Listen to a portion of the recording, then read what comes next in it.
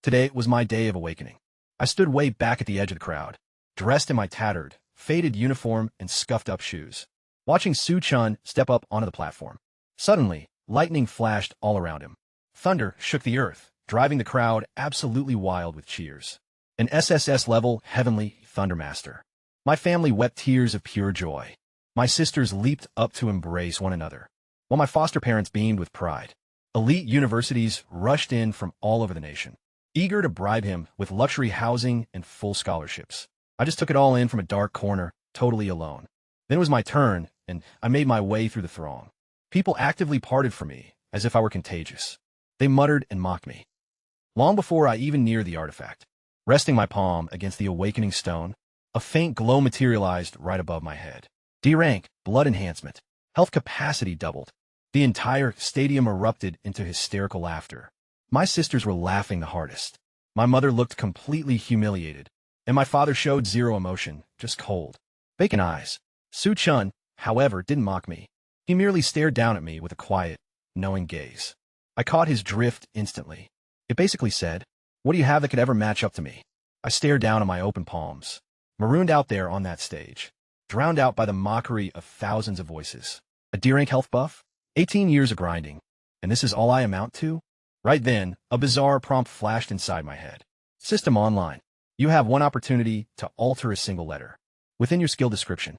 I locked my eyes onto the stat display as the system text hovered before me. HP buff achieved, max health doubled. A single digit to swap, just one. Staring at that number 2, my mind went into overdrive. What if I bump it to 3, 5, or even 10? But then, a wild idea hit me out of nowhere. What if I jacked it up to 200 million? Boosted my health stat by 200 million times over. The second that thought crossed my mind, a brilliant gold light flashed. Modification successful. I quickly pulled up my status menu.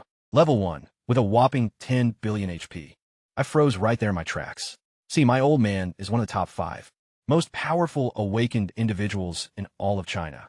He's sitting at level 89, and his base health is 90 billion. And here I am, fresh off my awakening.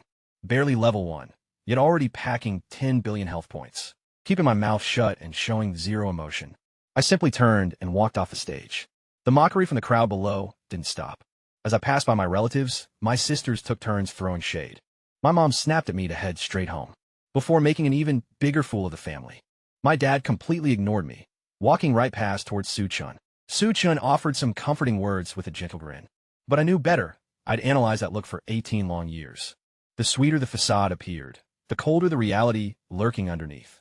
Retreating to my quarters, the basement felt incredibly damp, pitch black, and choked by a single, tiny window. Collapsing onto my mattress, I kept glaring at the ceiling, replaying that insane 10 billion figure over and over. Suddenly, my bedroom door was kicked wide open. My sister barked that mom was demanding my presence upstairs. The entire household was gathered in the parlor, waiting for me. My mother was the first to speak up, ranting about how I dragged our reputation through the mud. She noted how Su-chun was currently being courted by literally every elite academy across the nation, while I amounted to a total 0. Then my sisters chimed in, tossing insults that cut deeper and deeper. That's when I finally chimed in. Starting today, I'm officially severing all ties with the Su family. The entire place went dead silent. Then they started yelling, and then laughing. They mocked me, saying I'd be a total nobody without the family name. Sui. Chun grabbed my arm, whispering that I should just apologize and stop being so incredibly reckless. His expression actually seemed genuinely concerned. Man, it was a flawless performance. Yanking my arm free, I took a step back. I cast one final glance at every single person there. My sisters with their arrogant sneers. My mother visibly fuming, my father with that detached, blank stare, and Su-chun, whose eyes, hidden beneath all that fake worry, showed something I could read perfectly, pure smugness. Turning around, I headed straight for the exit. My father called out, demanding to know if I was truly serious. Absolutely, I replied.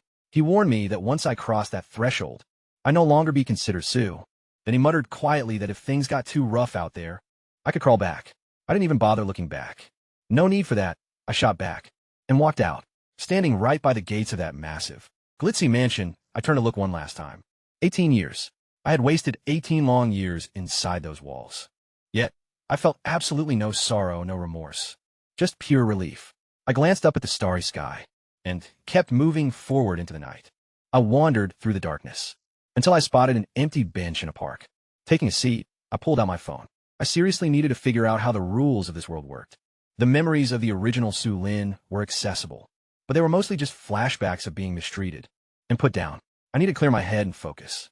I pulled up the encyclopedia to look up the Sky Tower and began scanning the details. The Sky Tower suddenly emerged on Earth a century ago.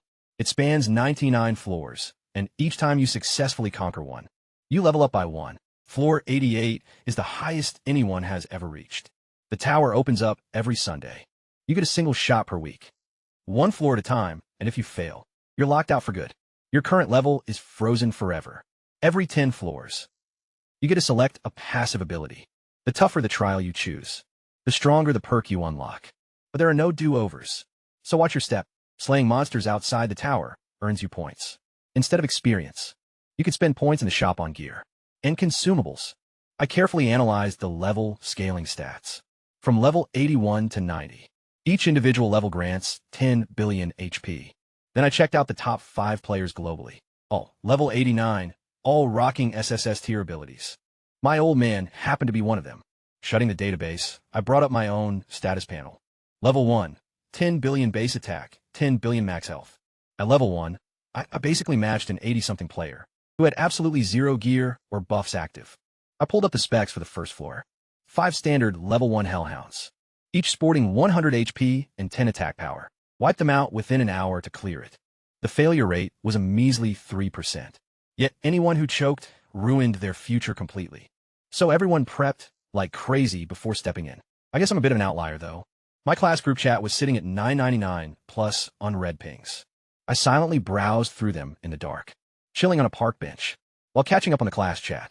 Everyone was completely hyped for tomorrow. That tower is accessible every Sunday.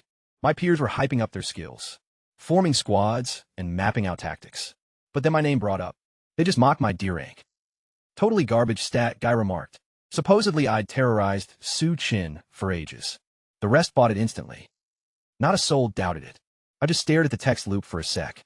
Allegedly I mistreated Su Chin, yet the actual Su Lin endured 18 long years, taking the fall for all the crap Su Chin pulled. And now complete randos swallowed the lie, without even blinking. I closed out the thread without texting back. There wasn't point in arguing anyway. Talk is cheap. Raw power is all that counts. I double-checked the blueprint for level 1. 5 beasts with 100 HP apiece. My own HP sits at 10 billion, so I could stand AFK and let them gnaw on me for a whole year without losing single health point. My raw attack is mere 10, but each hound only has 100 HP. Just 10 strikes per target, piece of cake. Checking the store, 0 credit meant 0 gear to buy. I reviewed my cash flow, only 1,200 remaining.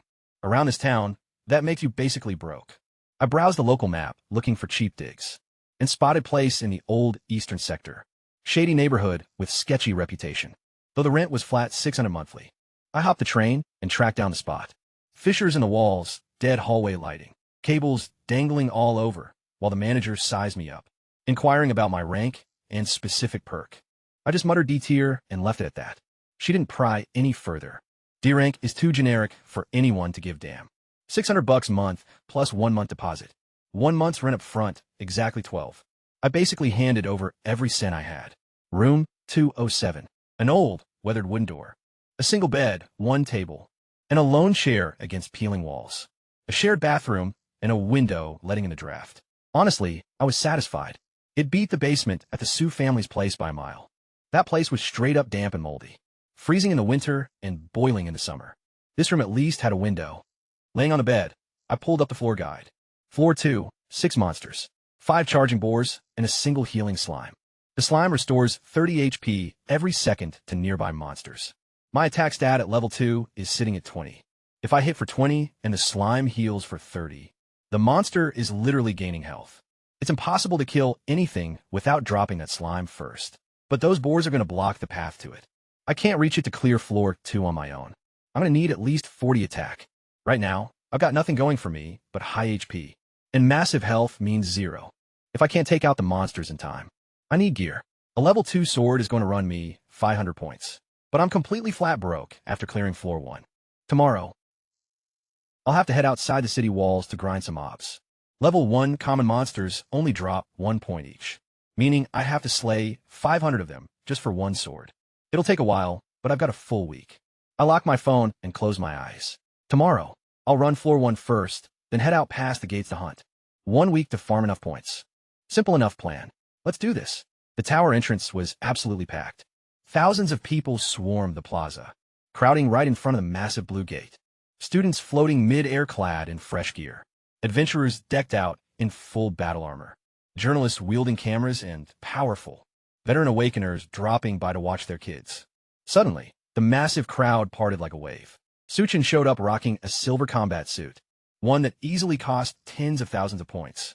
A flashy, jeweled blade hung at his hip while his whole family followed right behind him, with my own dad bringing up the rear. The entire mob cleared a path just for him. Suchin strutted straight toward a VIP entrance. Barely 5 seconds after passing through the gate, he strolled right back out. Just 5 seconds. The onlookers went wild. The record was smashed. Everyone was chanting his name at the top of their lungs. Next up was me. I headed for the portal wearing a beat-up, washed-out jacket, completely empty-handed without a squad. The bystanders spotted me instantly. An attendant double-checked to see if I was seriously stepping inside solo with absolutely zero gear. When I nodded, he let out a sigh and told me to sprint back to the entrance. If things went south, that way, I'd only fail instead of getting killed. With that, I crossed over. The interior was a scorched, desolate wasteland, reeking of sulfur. 5 hellhounds instantly locked eyes on me. Level 1, with 100 HP each, and a base attack of 10. The whole pack lunged at me together. I didn't feel a thing. Every single bite shaved just 10 points off my 10 billion HP. So I just stood my ground and started throwing hands. Forget blocking. I just kept swinging relentlessly. As soon as one tried to bolt, I snagged its hind leg and kept pounding until it collapsed. Then I took out the next one and the next. Within 5 minutes, all 5 lay dead. My total health pool had dropped by a measly 500 points. The system pinged. Floor 1. Completed. Clear time. 6 minutes. I materialized back outside, bathed in a golden glow. The crowd fell dead silent. Not a soul spoke. Everyone just gaped at the kid in the ragged jacket, who'd strolled in solo without any gear, and walked back out a champion. Then the chatter started. He cheated. The tower glitched. He must have bailed and failed. I just gave him a calm look. If I bailed and failed, I noted, would I be coming out in a gold light? Total silence. Everyone knows the drill. Defeated challengers spark a different color. Gold means it's cleared. Turning on my heel, I walked off without looking back. I passed right by my family without even a glance. My sisters stood frozen, completely tight-lipped. My mother stayed quiet while my father tracked me, with a look I couldn't quite figure out. Suchin watched me too, his expression warm and kind as ever. But his hand was secretly balled into a fist. Sure, he took 5 seconds, and I took 6 minutes. But I only had D-rank ability, 0 equipment, and 0 backup. I honestly didn't care what any of them thought. I was level 2 now. I had a 7-day window before the tower reopened, and I needed 500 points for a weapon to beat floor 2. Heading toward the city gates, I ventured outside to start grinding. I had no clue someone was already out there, lying in wait to kill me. I spent the rest of the afternoon past the city walls, taking down monsters one by one with my bare hands. Level 1 wild dogs fetched 1 point apiece. After a 3-hour stretch, I'd racked up 50 points. My knuckles were aching from all the punching, so I purchased a cheap iron sword from the shop for 100 points, and kept grinding until the birds and insects suddenly went dead silent. Footsteps, definitely human. And there's more than one. Suchin emerged from the woods, sporting his usual crisp, spotless white attire and that same warm, friendly grin. Right behind him stood a middle-aged guy clad in black tactical gear. Level 21, an elite guard from the Su family. Su-chun claimed he tracked me down out of pure worry, insisting that he wanted me to come back home. He even said our folks would totally forgive me. Staring right at him, I demanded to know his real motive. His expression slowly shifted, all that warmth completely vanishing. It was replaced by a chilling, mocking smirk. All right, he muttered. No more playing nice. He gestured over to his bodyguard. The guy blurred forward faster than my eyes could track. An impact slammed into my chest like a freight train. I went airborne and smashed violently into the dirt, tumbling for several meters before grinding to a halt. My sternum felt crushed, blood spilling out everywhere. A whopping 200,000 damage, yet my HP bar barely flinched. Still, I looked totally wrecked from the outside, so I shut my eyes and played dead. Su-chan strolled over and knelt down right beside me, muttering quietly, as if talking to himself. He called me a ticking time bomb. Because I was the biological son while he was just adopted, he feared that someday the family might feel guilty and welcome me back. He couldn't take that kind of gamble. He explicitly told me my life ends right here, and that he'd frame it as a brutal monster ambush. He gave my cheek a condescending pat, then ordered his guard to finish off the job. Suddenly, I grabbed his ankle and yanked with all my might. He hit the deck, shrieking in pure panic, pinning him down by the chest with one hand. I plunged my blade straight into his gut, over and over and over. Blood splattered everywhere as the guard struck me from behind. That's 200,000 damage per strike. A 3-hit combo meant over 1,000,000 HP totally wiped out. But I didn't back off, I just kept stabbing. At last, the guard grabbed Su-chan and hauled him away, throwing a few blows to force me back. I let them go, just standing there drenched in blood, watching them fade into the woods. Checking my status panel, my HP sat at 19.998 billion out of 20 billion. I wiped my blade clean on my clothes, and turned around to resume grinding monsters. Meanwhile, back at the Su estate, the guard burst through the entrance carrying Su-chan, who was dripping blood. My mother shrieked, dropping her teacup, while my father rushed downstairs, his face turning pale. Su-chan barely opened his eyes, just long enough to mumble that it wasn't my fault. Claims he only wanted to talk to me. But I just lost my temper. Then he blacked out. My father spat out my name through gritted teeth like a curse. Find him. Turn this whole damn city upside down. If you must, but find him. I froze in my tracks, heading toward the city gates. Heading back now was basically walking straight into a trap. Su-chan had definitely made a home by now, crying while spinning his own version of the tale, forgiving me, claiming I was just being overly emotional, and my dad would swallow every single word of it. A massive manhunt would already be underway. So, I pivoted and ventured deep into the wild instead. Look, everyone knows the golden rule. Be back before sundown, or you're done for. Some level 49 warrior once tried to rough it out overnight. By morning, they only recovered half of his corpse. Still, I had no choice. Going back meant a death sentence. Staying out here at least gave me a fighting chance. That first night dragged on forever. Once darkness fell, the monsters swarmed in endless waves. First, it was felines with glowing green eyes, dozens of them swarming me all at once. I gave up trying to dodge. I just dropped low, shielded my head, and let them chew on me. Taking 20 damage per hit, my health bar barely budged. Then I stood back up and started slicing them down. One by one. After the cats, dogs showed up. After the dogs, it was wolves. After the wolves, bears came out. I kept swinging my blade until my arms went completely numb, and my hands ripped open. I didn't stop for a second. By daybreak, I was standing in a clearing, surrounded by the carcasses of over 300 monsters. You couldn't even tell what color my clothes used to be. My hair was completely clumped with blood. I pulled up my status panel. 1,247 points. Total health was sitting just under 200 billion. I purchased the percentage recovery potion. For 1,000 points, it restores 1% of max health. Boom! 2 billion HP back instantly. Fully healed. I scrambled up into a massive tree, found a sturdy branch, and passed out within 3 seconds. I woke up 4 hours later, absolutely starving. I tracked down a secluded spot, started a campfire, and cooked up some monster meat. It was totally flavorless, but filled me up. After that, I crept toward the city entrance to scope out the situation. There was a massive bounty poster with my face plastered on it. A reward of 1 million points. The headlines broadcasting on every news station claimed I'd blindsided Su-chan out of pure envy, stabbing him more than 20 times without warning. They even quoted my mother, sobbing about how wonderfully Su-chan had always treated me. My sisters branded me an ungrateful, white-eyed wolf, and my father put the entire city on lockdown. The crowds gathering around the poster were all convinced I had to be laying low somewhere inside the city gates. No one figured I was crazy enough to last a night. Out here, I checked out the poster without a word, then drifted off. Not a single soul noticed me.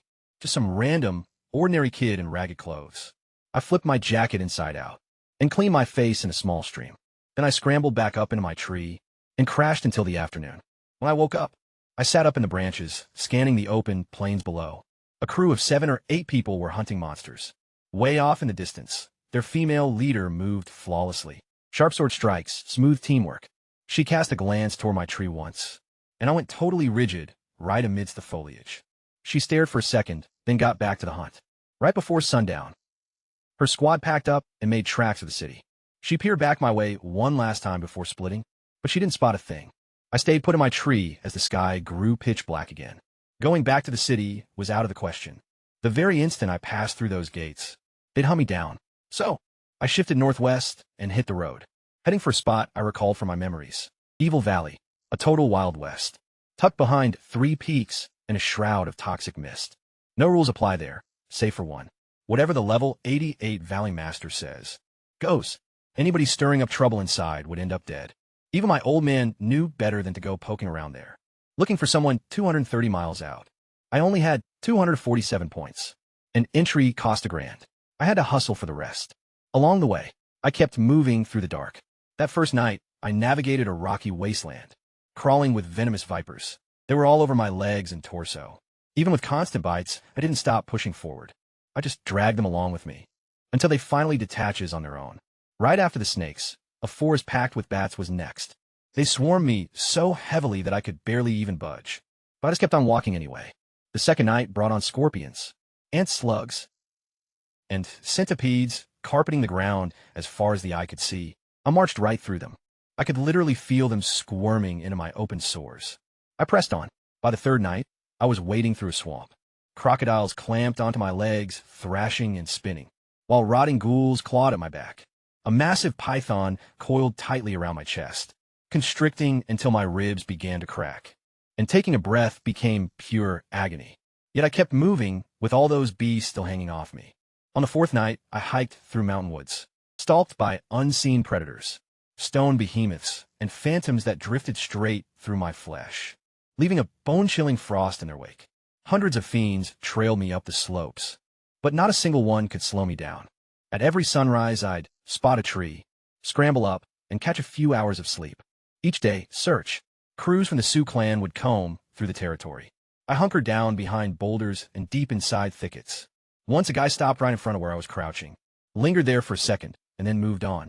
By the fifth dawn, I had covered nearly 200 miles. My clothes were completely shredded, and my skin was a mess of gashes and puncture wounds. Every single bone ached, so I pulled up my status screen. HP was at 155 billion out of a maximum 200 billion, with over 2,000 points remaining. I stepped directly into the toxic fog at the canyon's mouth. It ticked away 10 HP every second, but I kept trekking through the entire night, right up until that stone signpost appeared.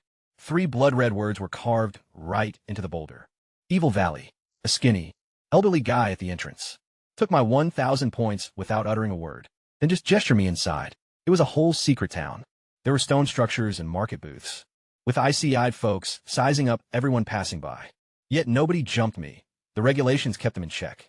I tracked down a lodge, dropped 1,000 points for a private room, bolted the door, and crashed onto the mattress. Safe, at least for the time being. I hooked up my phone and scrolled through the class chat. While it juiced up, everyone figured I was history by now. I mean, nobody lasts outside the city walls past dark, especially not at level 2. Closing the app, I reviewed my status panel one final time. Level 2. Health. 155 billion. Points. 1,678. I shut my eyes, and 3 seconds later, I was completely out. Meanwhile, back in the city, Su-chan was lying in bed, looking totally pale and drained. As my mom gripped his hand, weeping, he kept insisting that she shouldn't hold it against me, saying I was just acting on pure emotion, and that he forgave me. But once she stepped out, his expression flipped completely. He stared blankly at the ceiling with a cold, dead stare while probing the dressings on his torso. He muttered my name under his breath.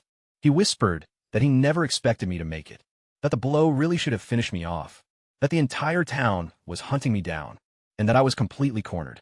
Then, with a smirk, he closed his eyes.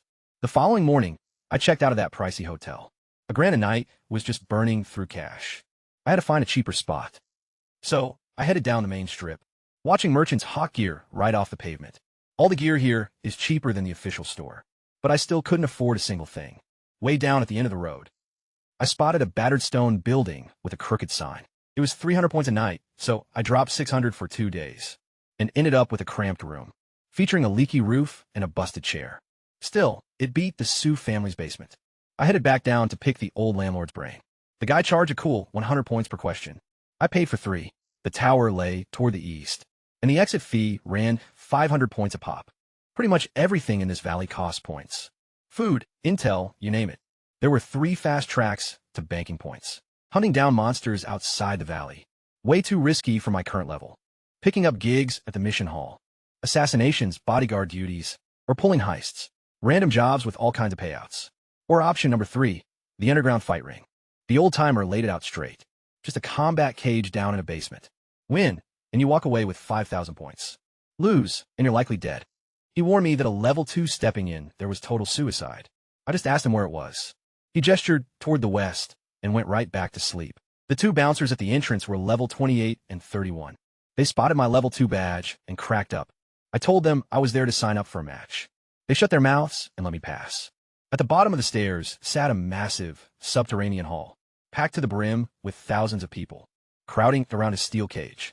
2 brawlers were already locked inside, beating each other bloody until one finally collapsed. The audience went wild and threw cash everywhere. A guy escorted me toward the back room, where 5 other gladiators were waiting. The level 3 to 7 guys took one look at my mark and cracked up too. Just one girl. This chick named Achi actually treated me with some respect. She told me to keep my guard up and just survive. For 3 minutes. Sure, the refs would call the match and I'd take the L. But hey, at least I'd walk out in one piece. I watched the other fighters head out. One after another they fell. The level 7 guy came back totally knocked out. The level 5 dude dragged himself back with a snapped leg. And the 3rd guy? He never made it back at all. Another came back covered in blood with one arm dangling. Completely useless, but he was breathing. Then it was my turn. I stepped right into the cage. The crowd started betting on how long I'd last. A single minute, maybe 3 if they were feeling generous. My opponent was a level 2 named Finn. Had these ice-cold eyes, already smirking at me before the bell even rang. The moment the signal went off, he blurred forward. His opening punch just grazed past my ear. But the second one caught my shoulder. 200 damage. He stared blankly at his fist, then looked up at me. I hadn't even flinched. He slammed me again, another 200 damage. I just took 2 steps back and stood my ground. Then he just started unleashing on me, over and over. 10 straight punches, every single one connecting clean. 3,000 total damage. Finally, he backed off, gasping for air, looking at me with pure terror in his eyes. "What the hell are you?" he gasped. I just stared back. "You done?" I asked. He immediately turned a bolt. I snagged him by the back of his neck and slammed him face first straight into the canvas. I pinned him down with my foot on his back. The entire arena went dead silent. The promoter officially called it, naming me the winner. Suddenly, the whole crowd just erupted. He walked straight over and asked what my actual skill was. I mentioned D-rank life enhancement to him. He just gawked at me for a sec, before passing over a card preloaded with 5,000 points. I stepped out into the night air. 5 grand in points, plus my remaining balance. Plenty to cover a 2-week stay and 10 tower runs. But merely scraping by wasn't the goal. I wanted way more than that. I gazed up at the black tower looming in the distance. Tomorrow I go inside. I woke up starving. The following morning, through the fractured window, the valley was already blanketed in its typical gray mist. Checking my phone, the trending headline featured Su-chun clearing the tower's 2nd floor in just a single minute. Escorted there by his entire family. He was decked out in rare, high-tier gear, worth hundreds of thousands of points. The comment section was calling him a total badass for fighting through an injury, while the rest were placing bets on whether I was dead. Locking my screen, I headed downstairs, paid the fee to keep my room for another night, and then made my way east toward the Black Tower. Today was Sunday, Tower Day. Right before diving in, I pulled up the marketplace and picked up a level 2 bronze sword along with bronze armor. At 500 points a pop, my attack stat bumped up to 40, and my HP skyrocketed to 400 billion. That's because the armor's 200 health buff got hit with that 100 million multiplier as well. I stepped through the portal. Waiting inside a stone chamber were 6 mobs, 5 charging boars, and a single healing slime tucked away behind them. The moment the aggro triggered, all 5 boars struck at once. They dealt 150 total damage, but my health bar didn't even budge. I sprinted right past them, targeting the slime at the back. The boars kept relentlessly ramming my backside, while I repeatedly slashed at the slime. 5 quick strikes, and it was done for. Once the healer was gone, those boars became sitting ducks. I picked them off, one by one. Took me 5 minutes and 47 seconds. Floor 2 cleared, up to level 3. Health is at 500 billion, attacks at 50. I dropped the 500-point exit fee and headed straight back to the arena. The 2 guards spotted me right away and waved me through without a word. That skinny promoter caught up to me immediately with a grin. The moment I asked about lining up multiple matches, he broke down how the win streak bonuses work. 2 consecutive victories pay 6,000, 3 wins get you 8,000, and 4 wins net 10,000. Hit 5 wins, and you pull 15,000. I told them to lock it in and went to the green room. The other brawlers recognized me from the previous night. They were whispering about this bizarre level 2 guy who tanked 10 solid hits without flinching. I was up second, facing off against a level 4, who had sharp eyes and a cocky smirk. Glancing at my basic gear, he struck first, dealing 700 damage. I just took a step back and stood my ground. He stared at me, then kept laying into me, striking again and again. Eventually, he gasped out and backed away, heaving for breath. So I advanced on him, one step forward, and he retreated another step, until he bumped right into the cage fence. With nowhere left to run, I grabbed him by the throat and hoisted him right up. The entire venue went dead silent. The promoter officially called the match.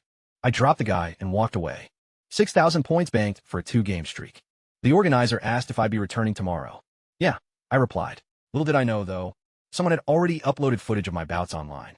I had absolutely no clue I was being recorded, till I checked my screen later that evening. The clip had totally gone viral. Some level 3 guy in totally trash gear, just tanking hits from a level 4 nonstop, without even dropping, and then hoisting that level 4 up by his neck, like he weighed absolutely nothing.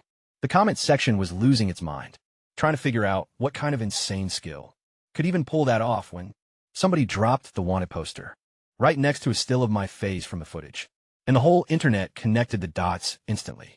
It was actually me, the kid who knifed Sichuan and somehow survived the run, somehow making it inside Evil Valley.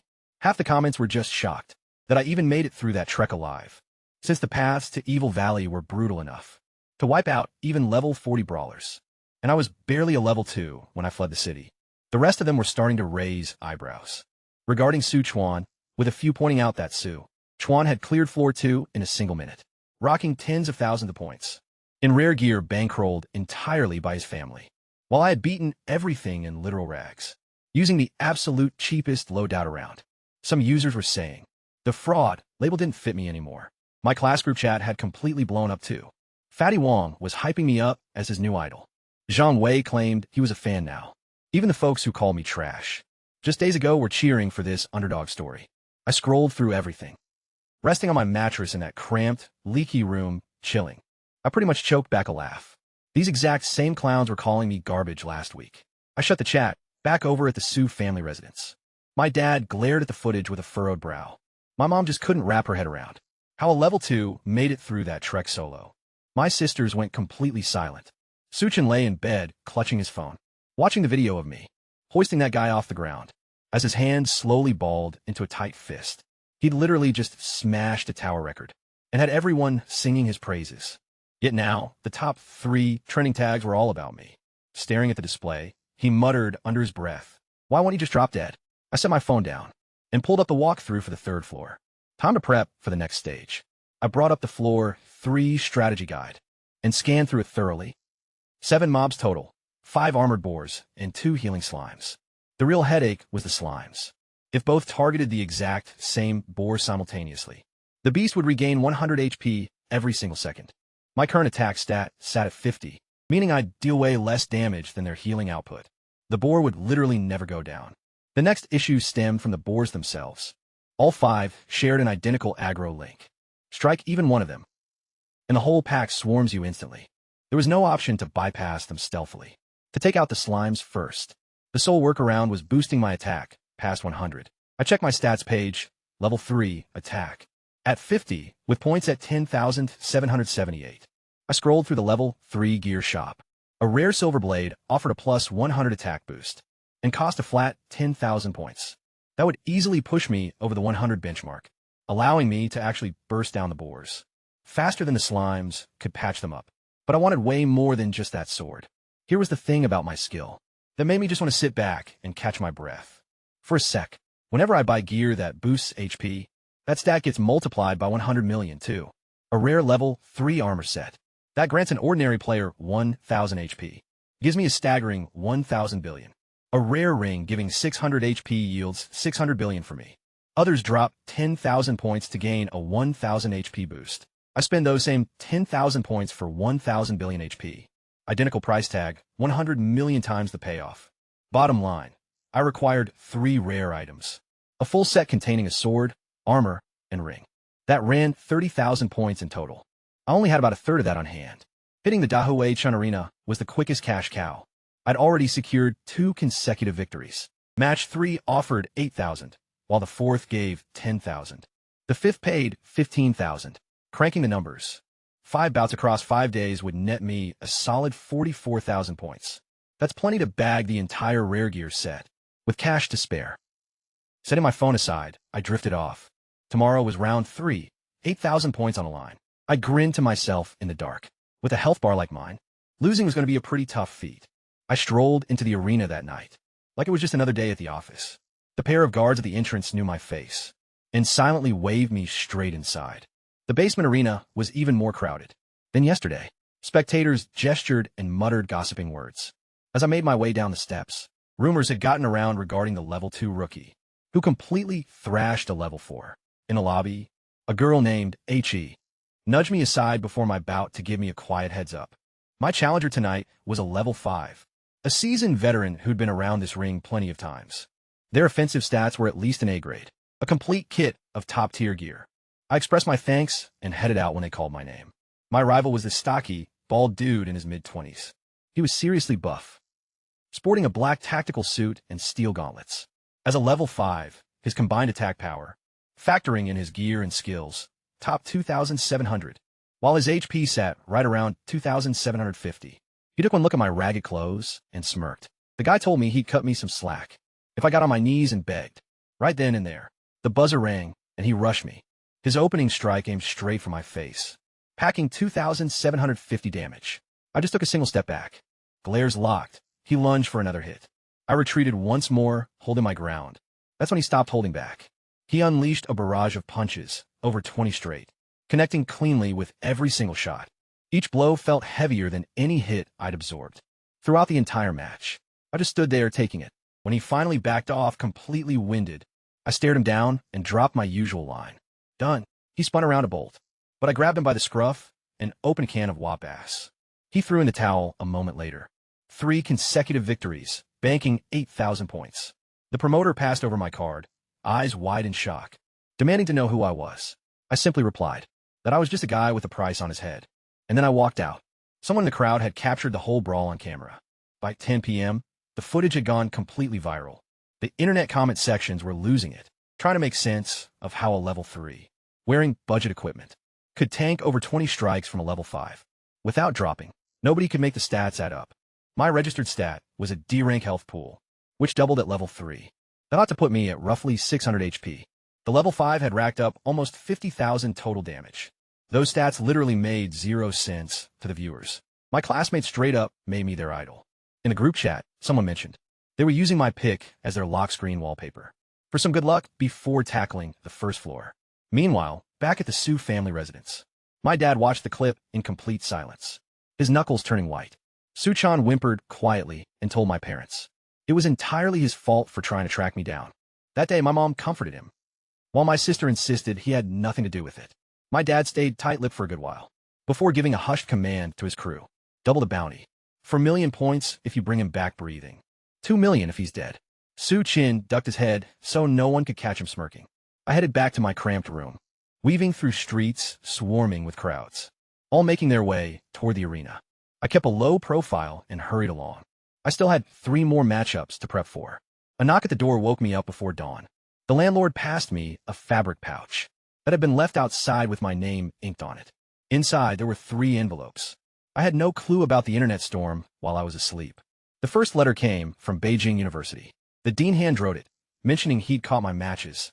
He extended a protected slot, a full ride worth 100,000 points annually, along with one-on-one mentoring from a private tutor. He promised they'd handle the heat from the Su family, and all I had to do was show up.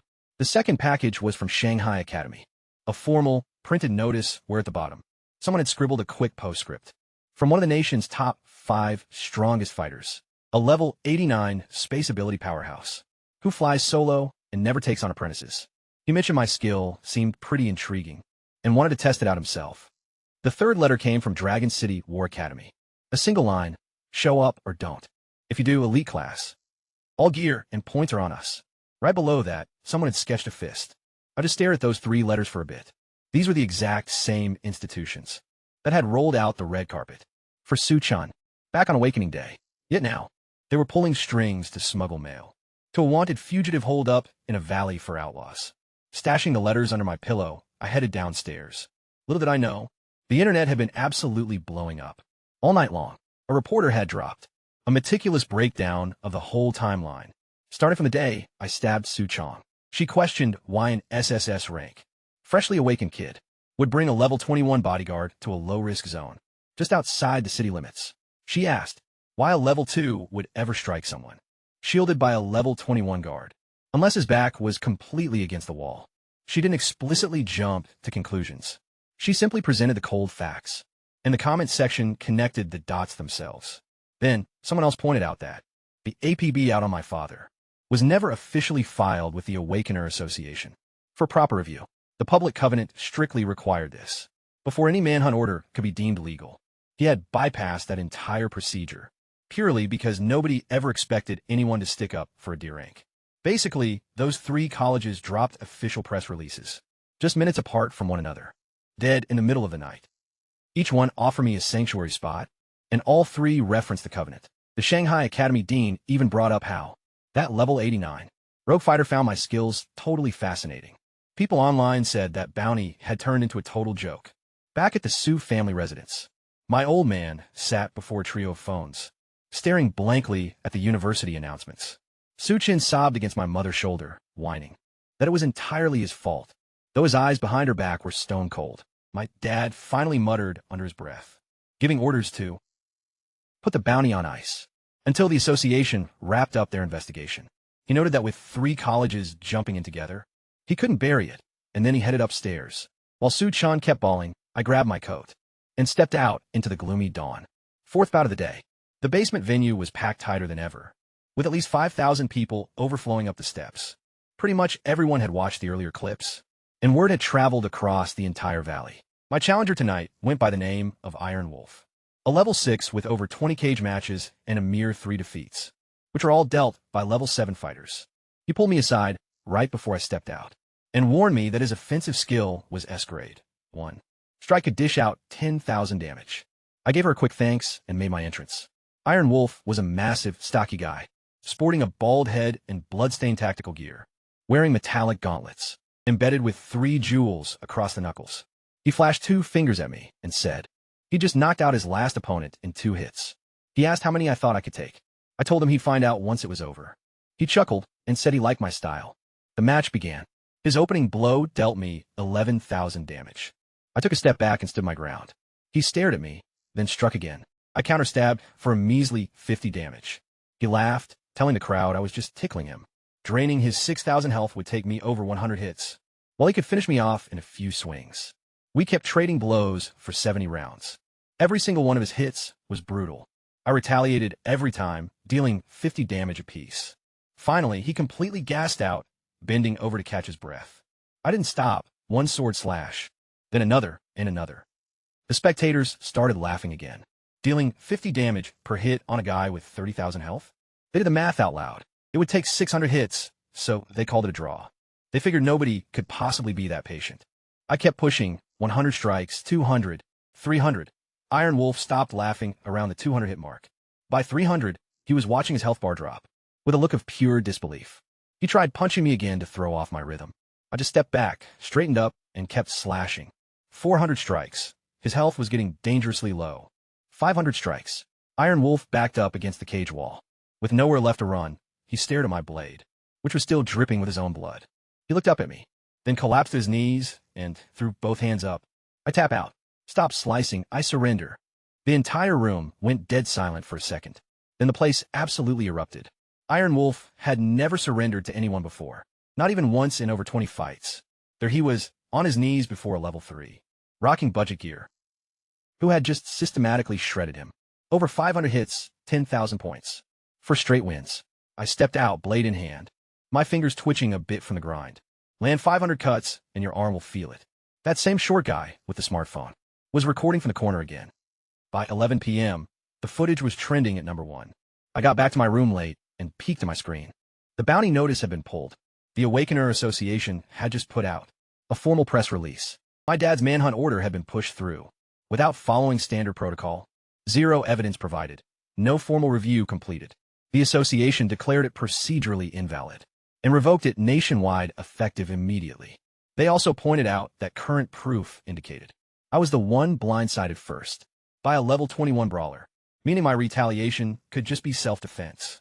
A pro committee has officially been set up. Findings are due within 7 business days.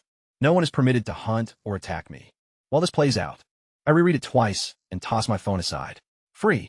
The internet comments were going crazy.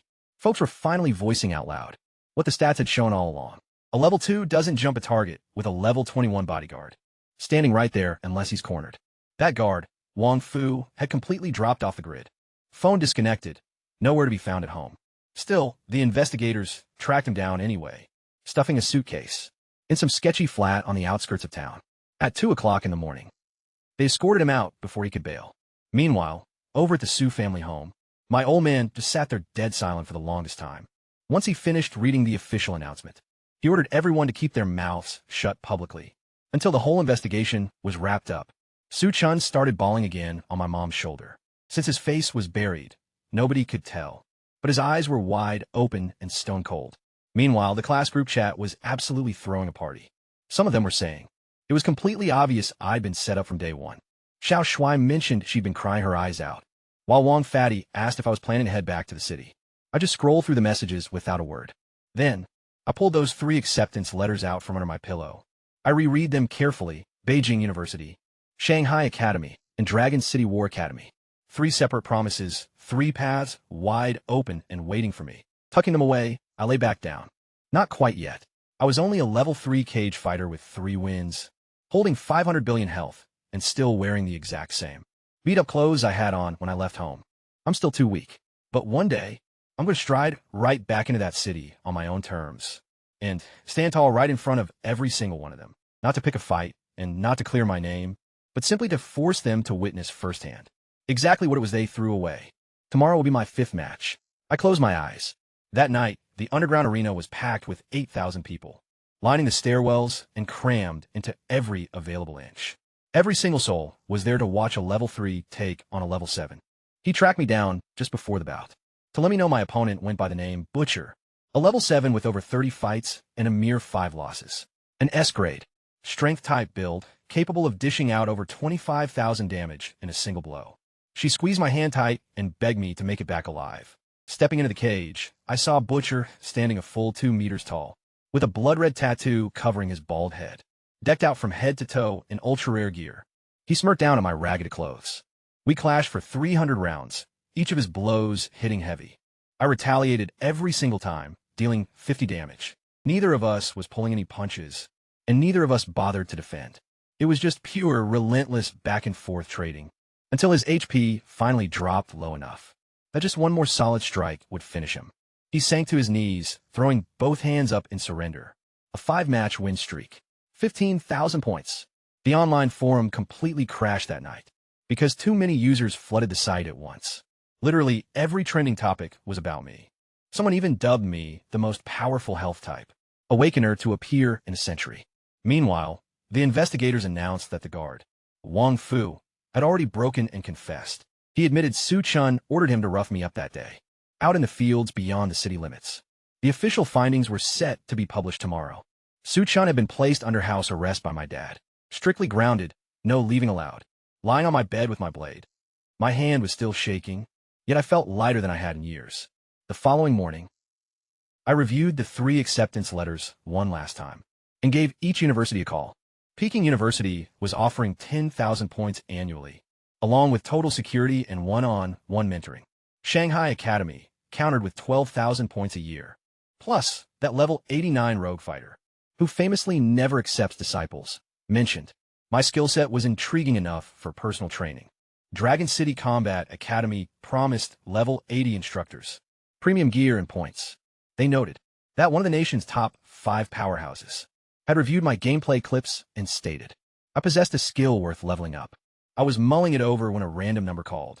It was the Valley Master. He mentioned I'd brought solid business to his turf, so he owed me a little favor.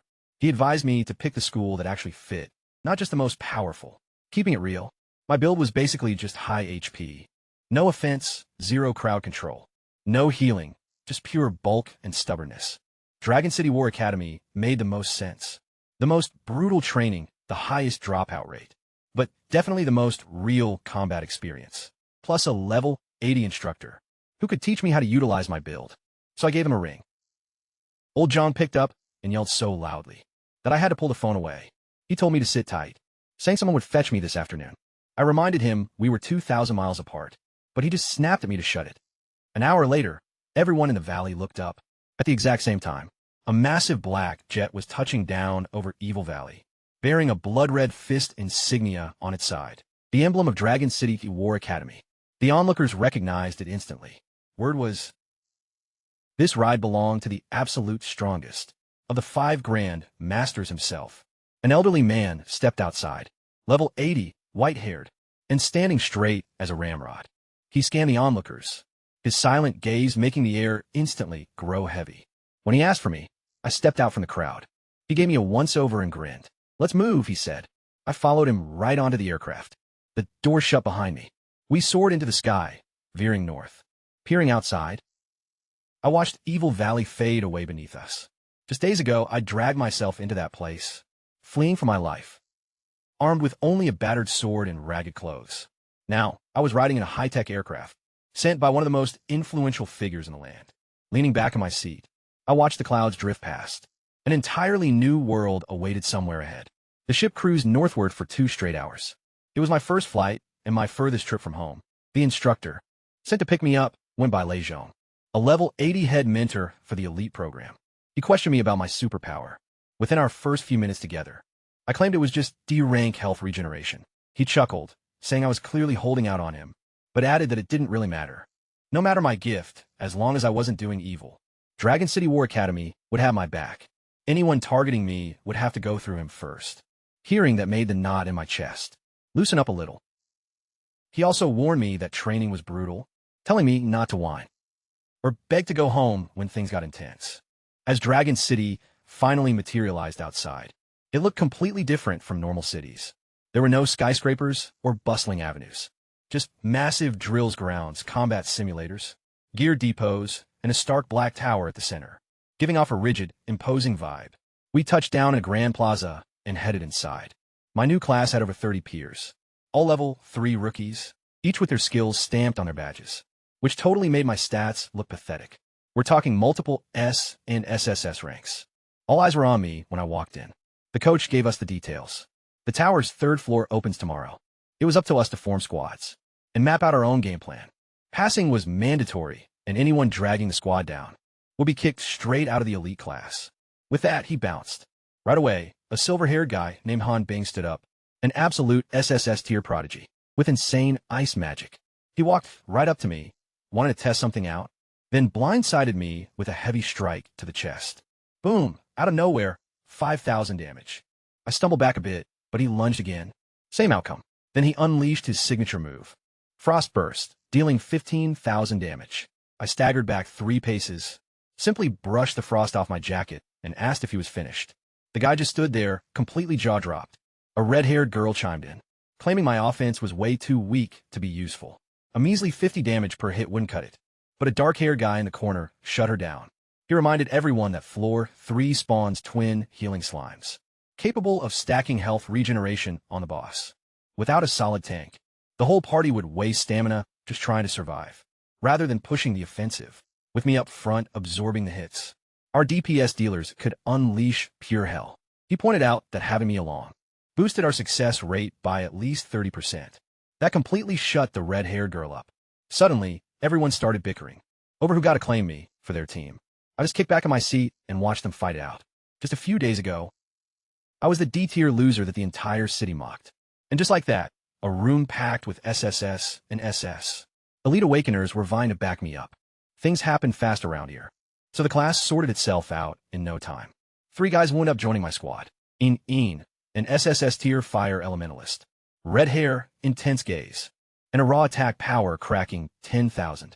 She literally just called my damage output trash a second ago, but she changed her tune once the math actually made sense. Han Bing, an SSS rank ice wielder, silver-haired, and the dude who smacked me thrice to check my HP. He took the reality check pretty well, though, and jumped ship to join us. Then there was Run, an SSS class shadow assassin. Dark hair, looked perpetually half asleep, yet easily the smartest person in the room. He was actually the one who laid it out for Een, breaking down exactly why I was a massive asset to the team. Insane single target burst damage peaking at 20,000, but zero staying power without a proper tank to take the hits. The four of us grabbed some food together and mapped out our strategy for the third floor tomorrow. Their offensive stats were all north of 10,000. Mine sat at a solid 50. They each had around 2,000 HP. I was rocking 500 billion. Een pressed me on what my skill actually was. Health buff, I replied. She asked by how much. I told her she could just figure that out on her own. Sunday morning, the tower gates swung open. Floor 3 day. The four of us crossed the threshold as one. We stepped into a massive stone hall, easily twice the size of the second floor.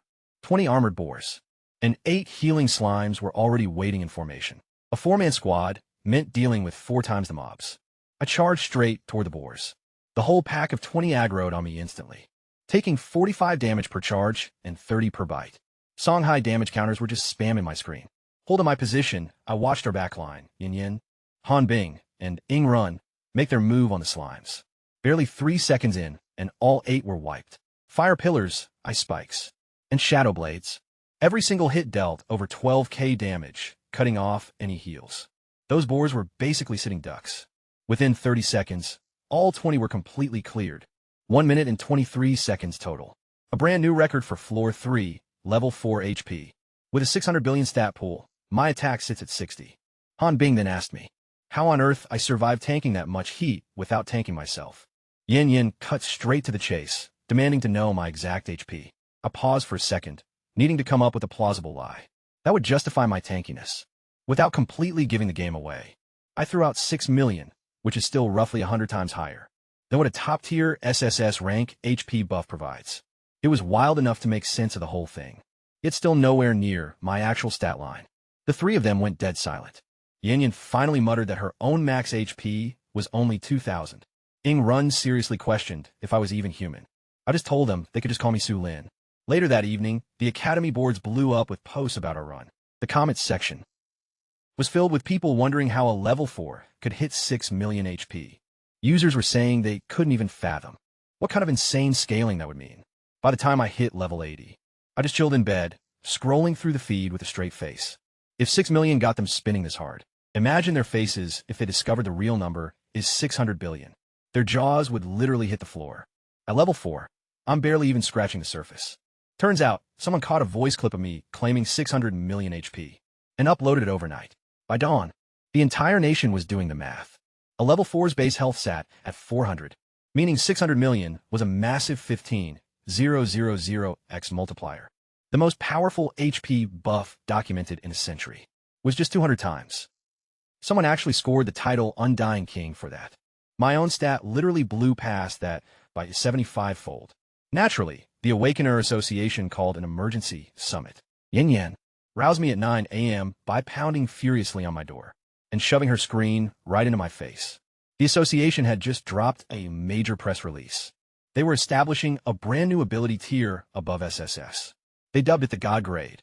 The benchmark for this rank required any skill to possess over a 1,000-fold multiplier. The bulletin explicitly pointed out that the very first nominee up for this rank was yours truly. I shrugged, saying cool, and asked if we could grab food. Yin Yang just gaped at me, while Han Bing called me a freak. Ingenier rien remarquet. That anyone who didn't blink at having 600 million HP would easily shrug off this kind of news anyway. Next thing I knew, they escorted me to headquarters. The academy principal was waiting there, and right beside him sat the Awakener Association's top chief, a level 85 powerhouse, with silver hair who had traveled just to see me. He gave it to me straight. My specific power was completely unprecedented in history. The organization was officially declaring me as the absolute first God Grade Awakener to ever be recognized. He then questioned how my power manifested, asking if I'd experienced something wild during childhood, like a lightning strike, a bizarre zone, or any anomaly. I shook my head no. I told him I had simply always been built like this. He stared at me for a good while, then gave a nod and got up. Reaching out his hand, he offered his congratulations. He told me that from here on out, The nation's entire future rested on my shoulders. I gripped his hand back and replied, "Thanks. The nation's entire future, huh?" My mind drifted back to the clammy basement walls of the Su family home. Those endless nights, taking the fall for stuff I didn't even do.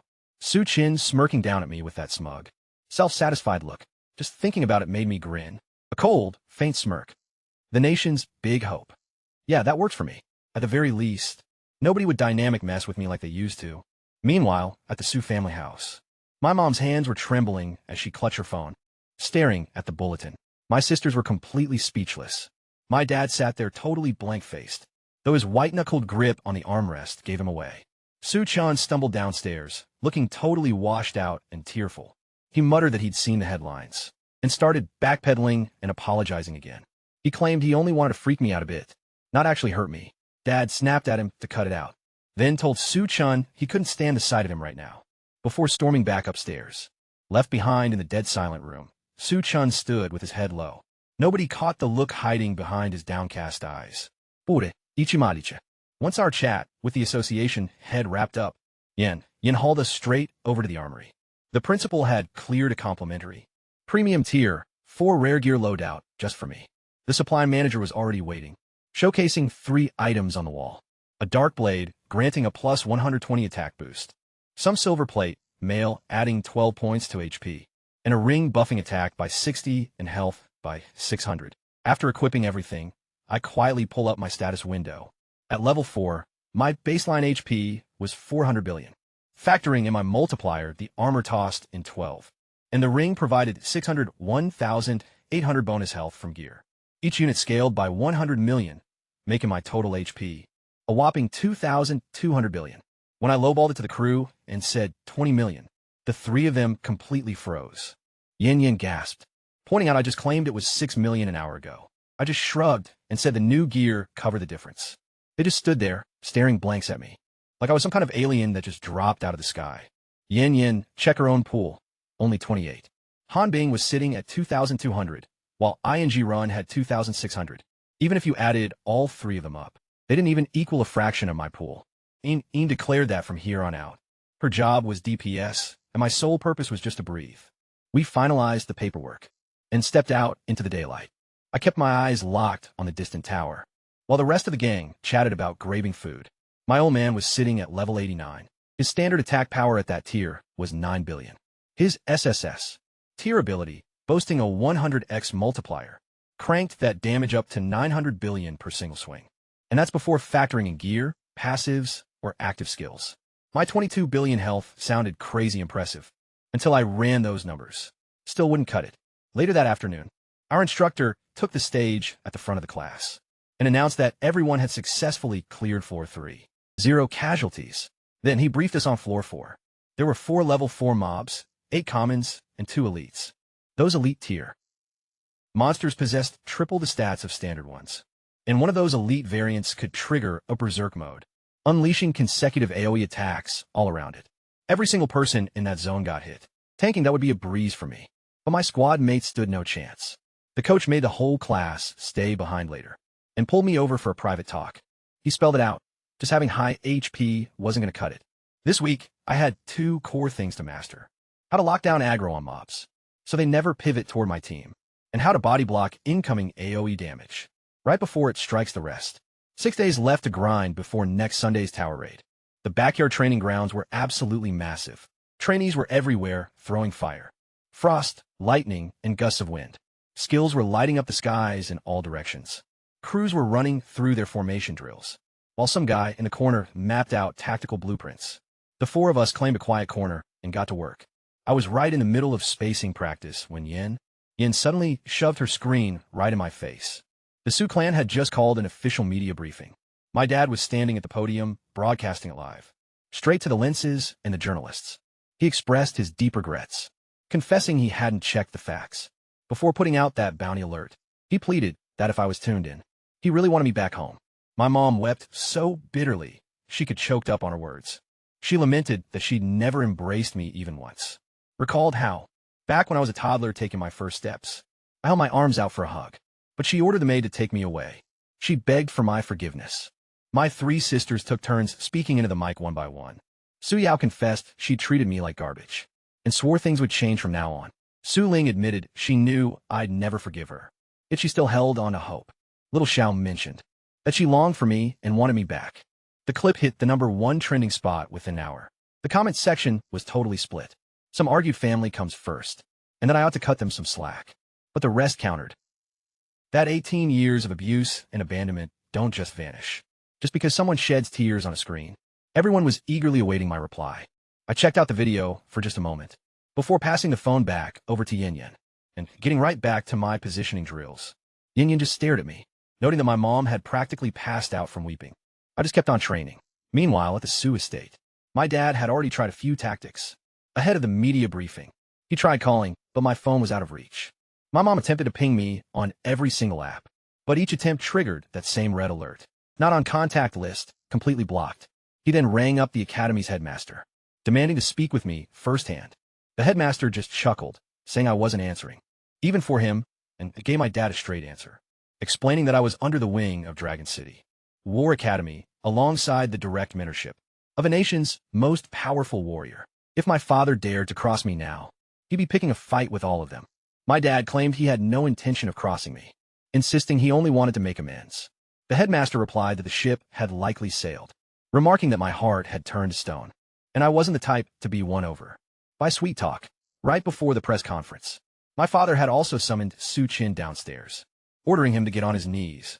He verified that Wang Fu had spilled everything. Su Chuan ordered him to rough me up. A level 21 fighter deployed against a level 2. My dad disowned Su Chuan right then and there, banishing him straight to the basement. Su Chuan knelt on the floor, shoulders trembling. No one could see his eyes, which were ice cold, just like always. Yin Yin pulled up the press conference video during training. My entire family was on camera, weeping and begging for my return. I watched for a split second, then shoved the phone back. Yin Yin questioned if I'd head back home. I shot back that that place was never a home. It was a prison, and I'm never going back. She began to protest, so I laid out what kind of man my father truly is. One of the top 5 strongest powerhouses nationwide. Doesn't secure that rank by being nice. He wasn't saying sorry out of remorse. He apologized simply because I've become an asset, and he's terrified of my potential. Later on that evening, a text popped up from an anonymous profile. A single warning: watch your back. Sachin won't let this slide. Then a follow-up arrived. My father already had scouts staking out the academy and tracking any off-campus operations. I stared blankly at the screen for ages. He was already plotting against me, even while putting on a public apology. I filled in my crew the following morning. Their expressions instantly dropped. Hanbing claimed there's no way he'd cross that line. Engineering cut in to note that any elite who managed to scale up to the 5 grandmasters had to break a few eggs to get there. That's how you made it there and held your ground. I told him I needed to level up my strength ASAP, strong enough that even if he showed up himself, he wouldn't be able to take me down. All 4 of them agreed to grind and train with me. For the first time in 18 years, someone had actually chosen to back me up. Those 6 days leading up to Sunday turned into the most brutal training of my life. Up before dawn, back way after dark. Every single night, positioning, aggroing the monsters, and tanking AoE attacks with my own body. Levels 4 and 4 went smoothly, then 4 and 5, 6 and 7, 8 and 9. Breaking a new record each week. By the time I hit level 10, my HP was well over 10 trillion. I geared up with some rare level 10 items, which spiked my stats even higher. Then, the National Academy tournament kicked off. The capital's arena was packed with 50,000 people. A totally sold-out crowd. Dragon City War Academy was facing Sky City Academy, right in the very first round. Last year's reigning champs against this year's rookies. Before we headed out, the absolute strongest fighter in the nation came to see us off. He gave me a personal heads up that high HP isn't everything. Certain skills could drain your health by percentages, or completely bypass your defense. Don't get cocky, he warned. I told him. I got the message. Their squad leader was a silver-haired guy named Bai Yi. He had an SSS grade light ability, crazy fast. He tracked me down in the cafeteria the night before and warned me to bring my A game.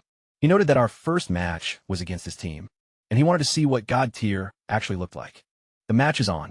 Bai Yi, make your move. The second the cue dropped, he lunged straight for Lin Yu at the rear, but I'd already backed up. Just a single step right before he hit, shutting down his path completely. His blade slammed my chest, 200k damage. Didn't even flinch.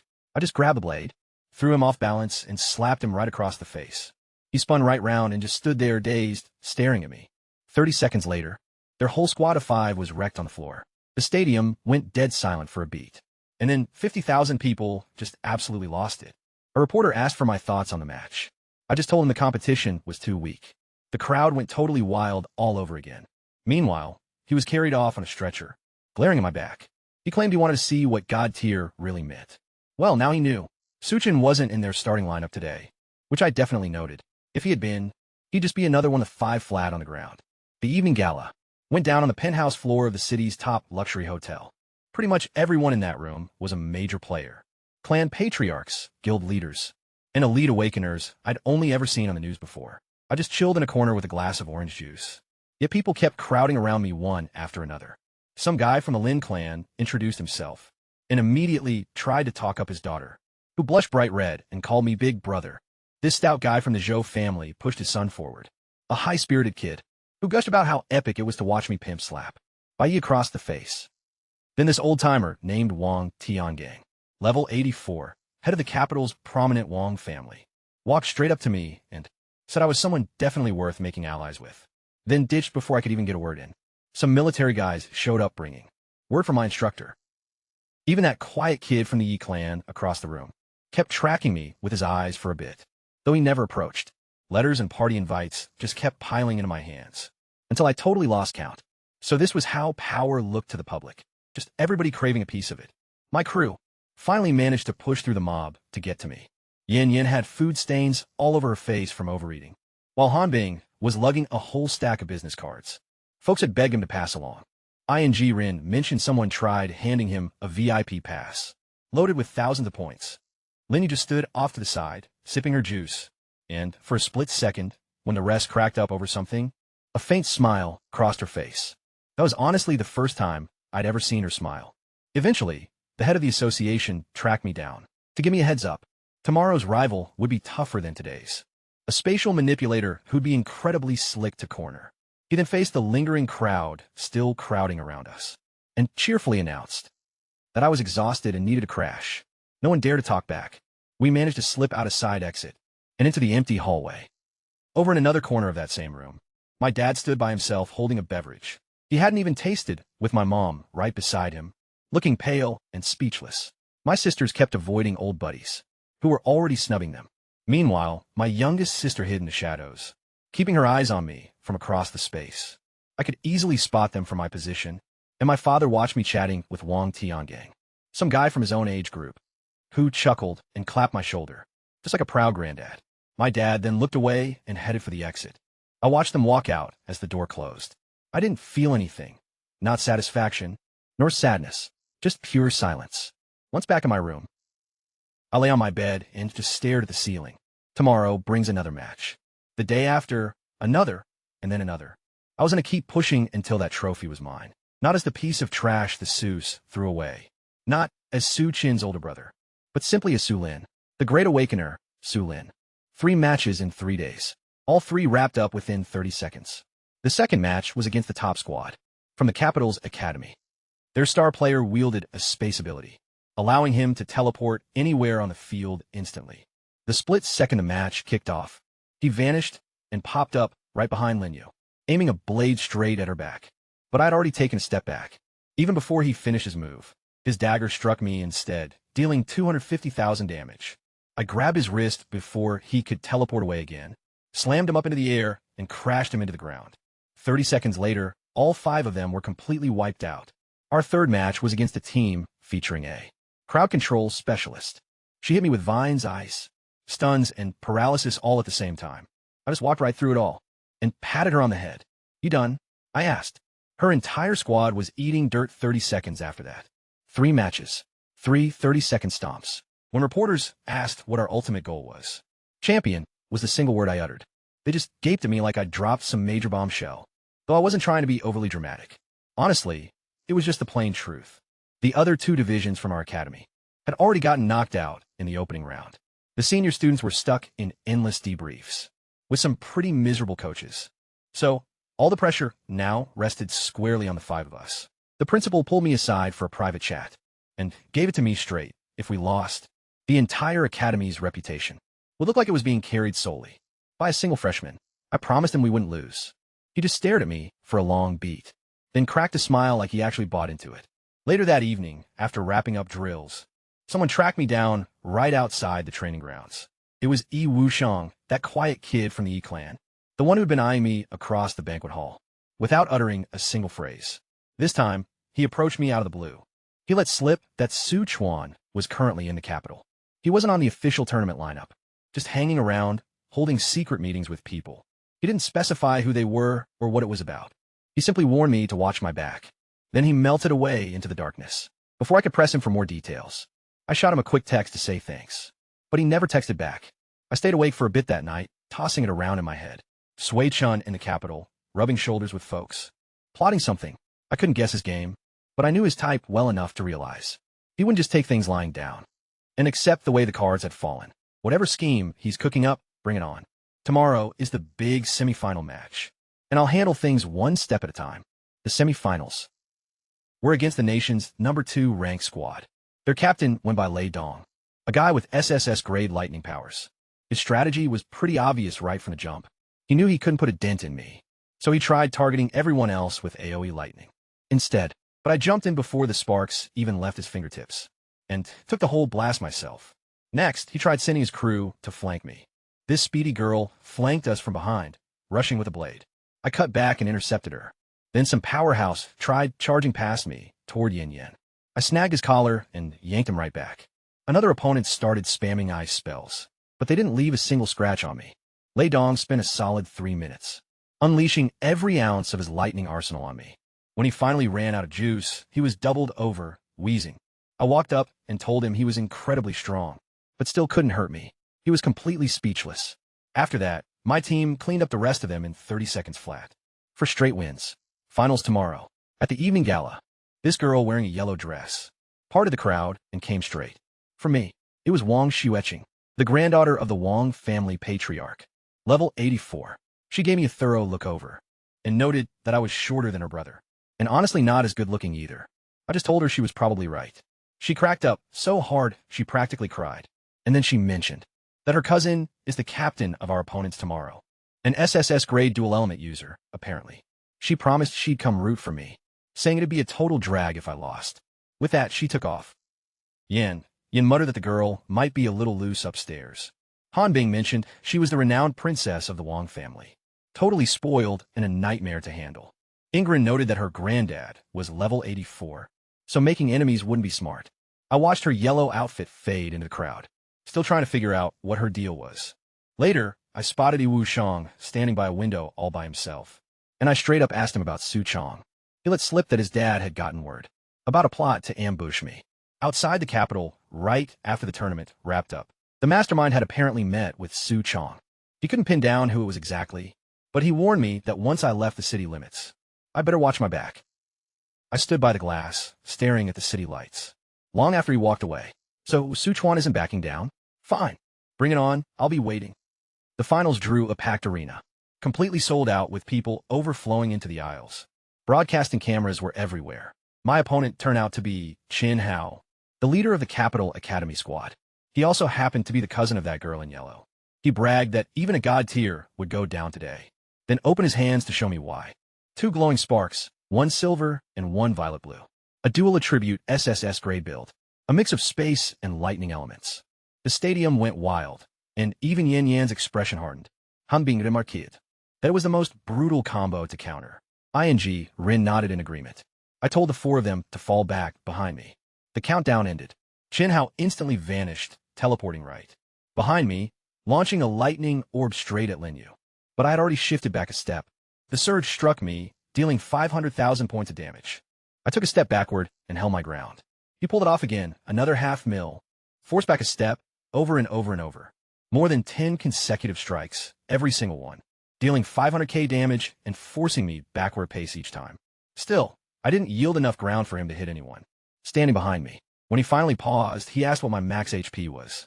1 billion, I replied, leaving him totally stunned for a second. Then, he dropped his guard. I tap out. The stadium went dead silent for a brief moment, before 50,000 fans absolutely lost their minds all at once. Yin Yin and the rest of the crew blindsided me with a hug. Everyone shouting over each other. Lin, you're actually grinning. A real smile this time, not just a passing smirk. Glancing up toward the bleachers, I saw the girl in the red dress waving frantically, cheering as though she had taken the championship herself. Way out in the corner of the stadium, the Su family section stood completely bare. They'd already bailed. I turned away.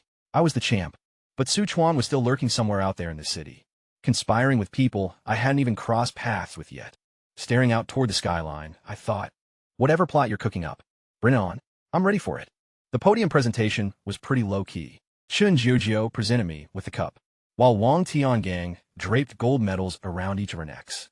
The military official handed over a packet for my instructor with a note stating that this was merely the opening act. Griping the trophy, I took in its weight. Just 18 years old. And this was the first prize I'd truly won entirely on my own merit. Later, at the formal reception, I wound up by a window chatting with Wang Shuqing. Once more, she had dragged me away from the masses to just watch the city lights glimmer.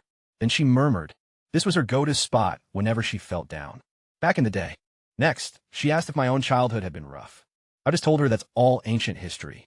She opened up to me about her own folks. How her granddad constantly drove her to train. How her dad always picked her apart. And how her brother measured her against everyone else. She mentioned they drove her totally nuts. But at least their emotions were genuine. Not like my family, she muttered. Then she chuckled and noted that I had way more guts than her, since I actually walked away and made something of myself. I nearly smirked, and she caught me doing it. She asked if we could be buddies. She complained she had nobody to talk to in the capital, and was bored out of her mind. I agreed. She made us pinky swear like a couple of kids, just to lock it in. Then she told me if anyone messed with me in the capital, I should just drop her name. After that, she leaned in close and whispered to me that her grandfather had caught wind of some people snooping around about me. They weren't locals, so she warned me to watch my back. As the night wound down, Yi Wuxiang was waiting out in the hallway, just outside the main hall. He told me he'd figure out exactly who those guys were. A side branch of the Shanghai Yi family. Not the main house. Someone had bankrolled them, and that someone was Su Chun. 20 hitmen are staking out the road back to the academy. Every single one level 40 or higher. The frontman is level 50, packing a lethal type trait. A total professional hit. I just stood there in silence when he finished. And then I asked him what he thought my move should be. Yi Wuxiang laid out the strategy for me plain and simple. 20 hitmen are lying in wait on the route back to school. All range from level 40 to 50, led by a guy named Shadow Snake. A level 50 contract killer who has literally never botched a hit. He asked if I was freaking out, so I asked how much damage a level 50 fighter could do with a single strike. He reckoned it was around 50 million. With my 1 trillion HP, it'd take them 20,000 hits. If I just stood there, but I also knew better.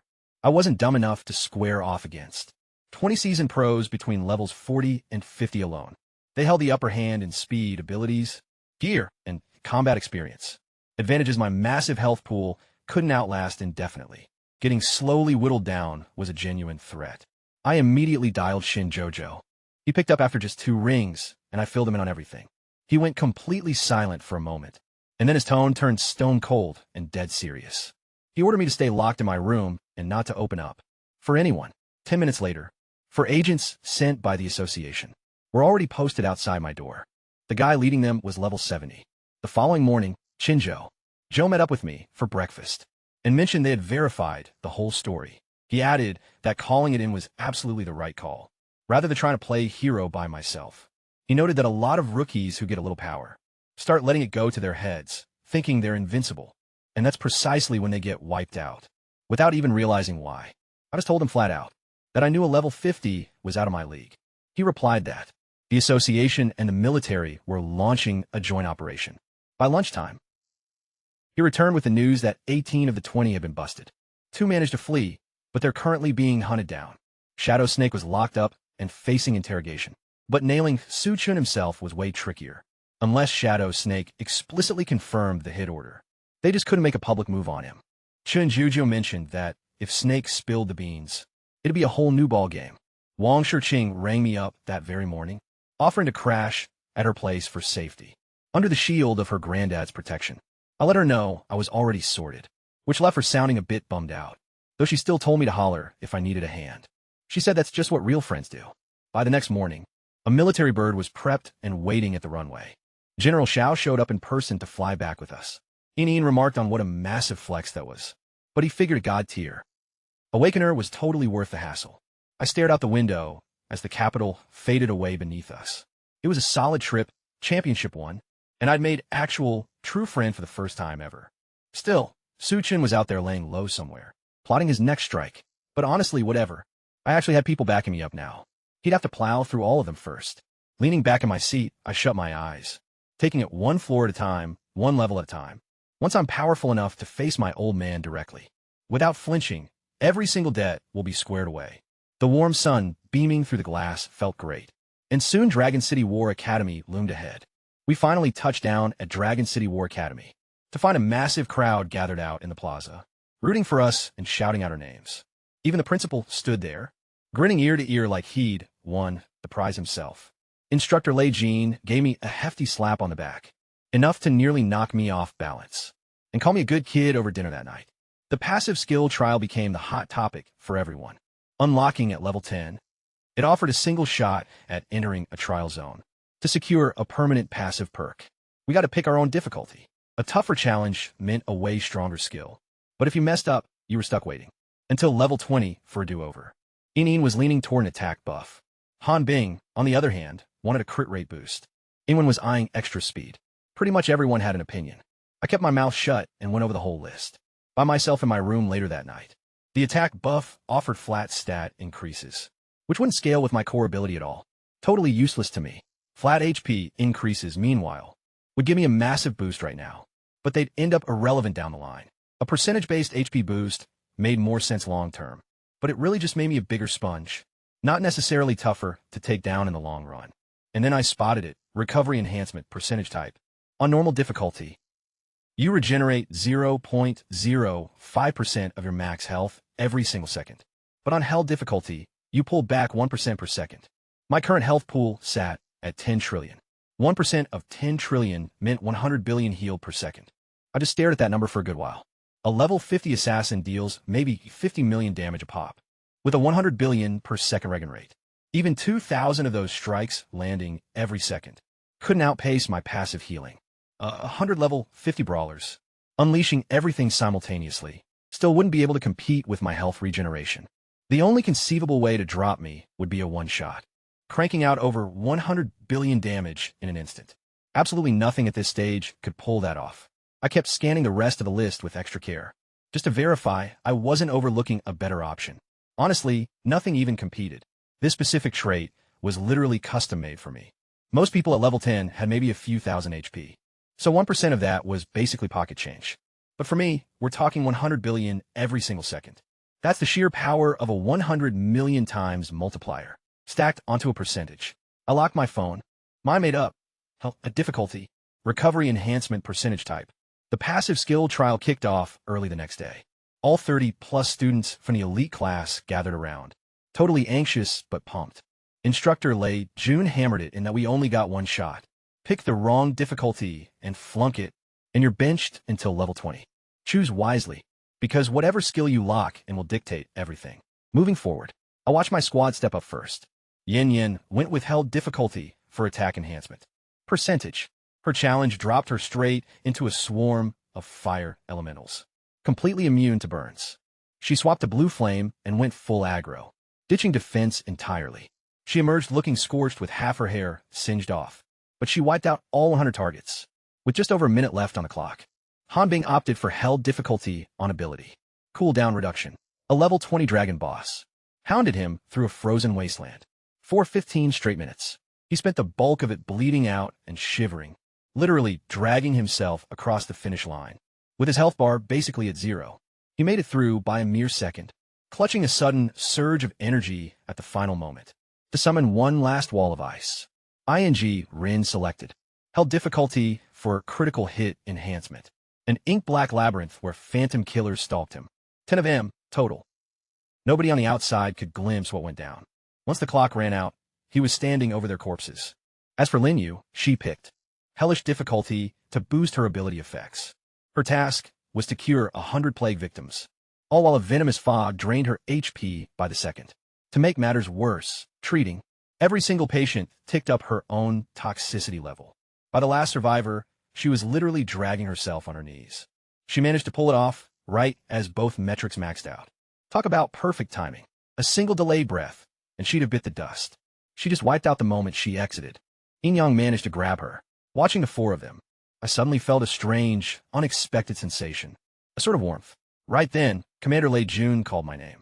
The entire training field went dead silent. I got to my feet and headed toward the portal.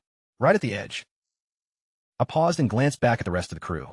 They were all staring my way, holding out hope and counting on me.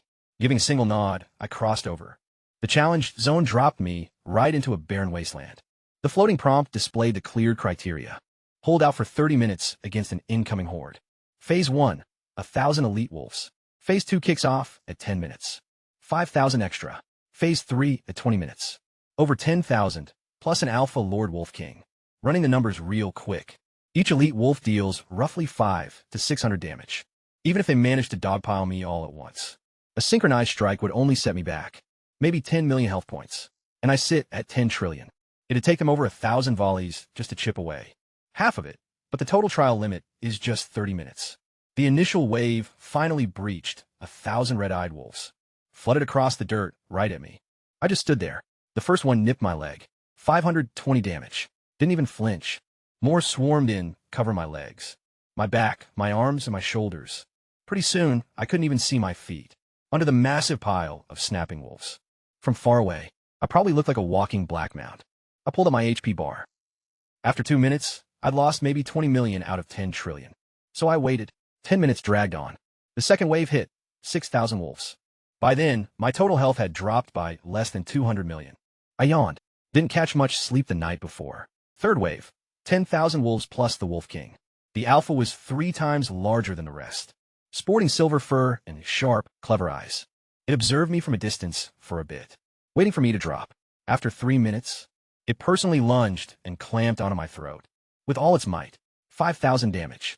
I yanked it off my neck by the scruff, stared at it for a second, whispered something quietly, and plopped it back down. It went right back to attacking me. I just let it. Then the clock ran out. Trial cleared. I stepped back through the portal, with my clothes ripped to shreds by 10,000 pairs of fangs. Yet there wasn't a single scratch on my body. Passive ability unlocked. Hell. Difficulty. Regenerate 1% of max HP per second. 1% of 10 trillion meant 100 billion every single second. Yen. He just gaped at me, completely stunned, asking how on earth I'd escaped without a scratch. I told her I basically just chilled there and let him chew. The whole room went dead silent. Instructor Leyun scanned Imioa, gave a slow shake of his head, and dismissed everyone for a break. Tomorrow was a day off. Strolling back under the sun, Yen teased that. I looked like I'd been crashing under a bridge, and could totally set out a bowl to beg. When she suggested I write up a sign saying, God of Awakening seeks food, I just looked down at my shredded clothes and stayed quiet, though the corner of my mouth twitched a little bit. The class group chat absolutely blew up. The second all 5 of us dropped our stats.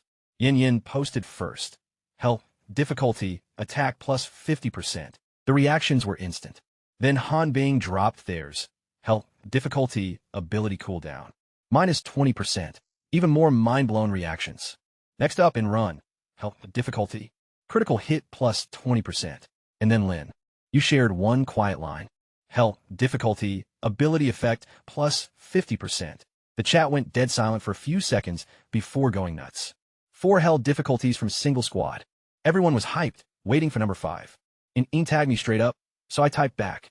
Hell the difficulty. Recover 1% of max HP per second. 3 seconds of pure silence. Then the chat completely melted down. Someone said their mom kept asking why they were kneeling on the floor, staring at their phone. Another guy said he was already dead and beyond saving anyway. That evening, In treated us all to barbecue at that little food street right by the academy.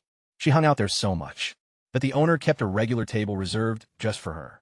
We stuffed our faces and talked for ages. In kept whining about the fire, elementals constantly singeing her hair. Han Bing talked about dragging himself across frozen ground with a busted leg. Ing Rin said the dark labyrinth was the absolute worst, since you had to navigate completely by sound. Then, they asked how my trial went. I informed them it was a swarm of beasts, claiming there were roughly 160, which lowballed the actual count by about 100-fold. just enough to clarify the whole mess, without spilling too much info regarding my true HP. I mentioned I just stood around and let them gnaw on me for a solid 30 minutes. The four of them instantly froze mid-meal and gaped. Ingrid questioned whether I was even a real human, and I replied, most likely. Een slammed the table, venting that she totally should have picked a vitality trait. Strolling back, Lynn, you matched my pace right beside me, and softly muttered that she hoped to rely on my coaching from now on. I assured her it was a done deal. She glanced up at my face briefly, then cast her eyes downward again, but I caught her grinning before she could mask it. Once I got back to my quarters, I reviewed Instructor Lejuan's wrap-up briefing. Out of 37 total recruits, 5 cleared Hell mode, 12 made it through hard, 17 on normal, and 3 flunked. 3 individuals left with no passive trait, stuck waiting until level 20 for another shot at it. Lagging behind already. Slip up once in this realm, and you'll never close the distance. I played it perfectly. Setting my phone aside, I drifted off. Tomorrow meant a breather, then right back to the grind. When the morning of our day off arrived, Lin Yu treated the whole squad to breakfast at a tiny diner over by the Eastern Gate. Turns out she grew up around that neighborhood, though she chose not to elaborate much beyond that. The dumplings hit the spot while we chilled and chatted, with Een tossing out gentle prompts that Lin Yu kept answering with brief, quiet remarks. That was honestly the most she'd ever shared about her past. We spent the remaining hours just roaming around town, as Een dragged Lin Yu through boutique after boutique. Meanwhile, Hanbin got stuck lugging around so many bags that his hands went completely numb. ING Rin found a tea house and just chilled in the sun, while I trailed behind them and just watched the four of them banter and laugh. I never imagined I'd ever have a day like this. Then my phone rang. It was an investigator from the association. Shadow Snake had spilled about the money trail, a middleman's confession, and an audio recording all pointed straight to Su-chun. He had dropped 5 million points up front, promising another 5 million once the hit was done. But Su-chun denied the whole thing, and my dad had personally gone down to vouch for him, claiming Su-chun had been home the entire time and couldn't have contacted a soul. The investigators admitted the evidence was purely circumstantial, not enough to actually press charges. Without a smoking gun, they couldn't touch him. I stood just outside the tea shop, holding my phone after hanging up. Every single time, he pulls the strings from the shadows and lets someone else take the fall. Every time things go south, he plays the victim and claims he was clueless. Every single time, he walks away clean. Ingrid came out and asked who was on the phone. I told him, and he figured out the rest on his own. Before I could even finish, he asked what my move was. I just said, wait. When he asked what I meant by that, I said, wait until I'm powerful enough that nobody can shield Su-chin from me. Not my dad, not anyone. Ingrid let out a genuine laugh, not his typical subtle smirk. He told me he'd be looking forward to that day. Later that evening, Instructor Lei Jun called me into a meeting. The principal was there, and Chun Juju was too, and sitting at the table was the nation's most powerful warrior. He gave it to me straight. Life just isn't fair. He told me he'd been hunted and set up back in the day, and had asked the exact same question I was asking. His take on it was that nobody just hands you a fair hand. It's something you gotta take, by getting way too strong for anyone to mess with. My dad could shield Su-chin right now, solely because he outmatched me. So quit whining for justice and start leveling up. Once I reached a point where nobody could get between me and what was mine, I'd collect every single debt. I stood up and promised him I would. He stared at me for a second, and then his icy look melted into what closely resembled a nod of approval. Afterward, I stood by the entrance of the admin building and gazed up at the dark tower. In the pitch black, it was still a long climb ahead. A fracture split the eastern wall of the training grounds overnight, throbbing with a deep crimson light like a heartbeat. The instructor briefed the gathered students about it. A hidden realm had unlocked. This particular one was Blood Prison, restricted to Abyss levels 10 through 30. A total of 872 challengers had gone in over the last 4 activations, and the intel brief stated not a soul made it out. The environment pushed physical vitality to the absolute limit. I skimmed it twice and made my call. By morning, I informed Instructor Lei Jun that I was locking in. He figured I'd show up anyway, telling me I had a full week to think it over. I told him my mind was already made up. Since I was leaving tomorrow, he rang the principal. The headmaster said there was no holding me back, and that I seemed like the type to make it out alive. That morning, a massive crowd gathered around the rift.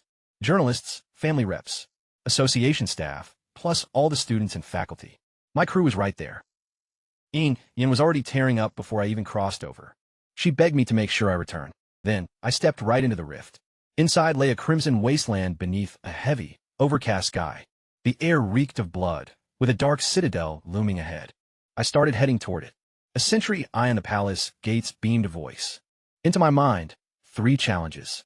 Clear them all, and you walk away. Fail, and you're trapped in this realm forever. Bring it on, I replied. The first test was simple enough. Slay 100 blood prison sentinels. The catch was that each newcomer got 5% tougher than the one before it. The opening guard whacked me for 500,000 damage.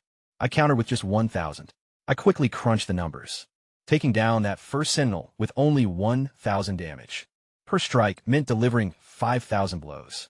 As for the final boss, at the very end, it would be over 100 times more powerful, which meant millions of HP to chip away. So, I just started swinging, throwing punch after punch. Hour after hour, those guards battered me relentlessly. Thankfully, my passive ability restored 100 billion health every single second. They couldn't outpace that. The real issue was that I could barely keep pace myself. My offense maxed out at 1,000, while these brutes had millions of hit points apiece. I gathered the blood gems. They dropped upon defeat, though I didn't even need them. My auto-heal took care of everything. 100 guards later, my arms felt almost too heavy to move. Then that voice returned. First trial complete. Time elapsed. 116 hours and 47 minutes. Congrats, you're still breathing. Second trial starts right now. The next test was dubbed Blood Road. 99 rooms, each holding a shriveled corpse on a stone altar, with a blood dagger resting beside it. The requirement was straightforward yet brutal. Grab the blade, pierce your flesh, and let yourself bleed. Once the amount you spilled matched the remaining blood inside, the body, its eyes would snap open. Only then could you harvest a single droplet from its cheek and advance to the next chamber. Cut too shallowly, and the dead wouldn't stir. Cut too deep, and you drop dead before hitting the finish line. Stepping into the first room, I grabbed the weapon. The second it pierced me, I realized why people died here. This wasn't any ordinary agony. It felt like an invisible hand reaching inside, ripping the life source right out of my veins. Each thrust made that sensation 100 times worse. Glancing down at my health bar, every self-inflicted strike drained 1,000,000 HP. Granted, my passive regen restored 100 billion per second. So, purely survival-wise, I wasn't losing anything vital. But the agony itself was agonizingly real. I had to plunge the blade into myself 10 times in room 1, just to get the corpse to open its eyelids. I claimed a single blood drop and pressed forward. With every passing area, the required stabs multiplied. By the 30th chamber, my hand was shaking, not out of fatigue, but from the pure trauma built up over hundreds of cuts. Pushing through to around room 70, the bodies began to look different. They weren't those ancient, mummified husks anymore. These were actual people, and recent ones at that. One was even wearing a Dragon City War Academy uniform, a level 28 insignia. He'd perished right here, terror frozen on his face. Just one of the 872. Harvesting his blood, I moved on to the next chamber. Room 91 held the guy the records mentioned. Level 29 with an SSS grade vitality trait. The most tanky HP type awakener anyone had ever seen. It took 300 stabs before his eyes finally snapped open. He'd actually come the closest of any previous contender to pulling through, but even he couldn't make the cut. The 99th room brought me to a halt. The figure on the altar was dressed in tattered gear, bearing an old scar across the chest. Stepping closer, I caught a glimpse of the face. It's me, the voice echoed. To secure the final droplet in this ultimate chamber, I had to draw my own blood to match my own essence. I froze there for a second. Then I plunged the blade in, 1 stab, 2, 3. I completely lost track of time. The agony stopped registering as pain. Somewhere around room 50, shifting into something else entirely. By the time I finished, it felt like months had dragged on. Inside that endless loop, 1,000,000 punctures, losing 10 trillion units of blood overall. My healing factor managed to keep up the whole time. The dead version of myself opened my eyes and released a single droplet. I claimed it. 99 blood pearls secured. The voice spoke up again. Second trial cleared. Time logged. 29 days, 5 hours, and 22 minutes. Survival confirmed. Commencing third trial now. The ground gave way beneath me, sending me plunging into the void. I crashed down into a subterranean desert composed completely of skeletal remains. Massive heaps of them, rolling out as far as the eye could see. The air reeked of rust and decay. The voice informed me the third trial was a breeze. To start walking. There was no clear path, no guide map, and no ticking clock. I just had to keep moving until I dropped dead or hit the exit. But then it hit me with the catch. My passive health regen skill was totally locked. My HP wasn't going to recover on its own anymore. So I set off, and the monster swarmed in no time. It was skinless red hounds at the start, followed by bone-spike boars, then putrid lizards. And finally these creepy spider things with human faces. Every single one packed a punch, and each dropped a blood pearl. The moment it bit the dust. Every single pearl could patch up 1% of my max HP. I hoarded every last one of them and didn't eat a single drop. My health bar dwindled slowly but surely. The beast just kept on coming without a break. I punched and slashed my way through horde after relentless horde. Thousands of fiends over what felt like actual weeks. Eventually, I quit tracking the days, seeing as there wasn't any light to count them by anyway.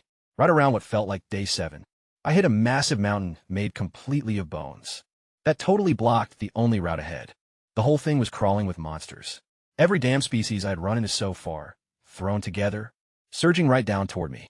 The second I stepped onto that first bone, I dug my heels in and began hacking through them, fighting from the base upward, halfway up the peak. Those lizards stacked so much poison on me that it piled up way faster than I could purge it.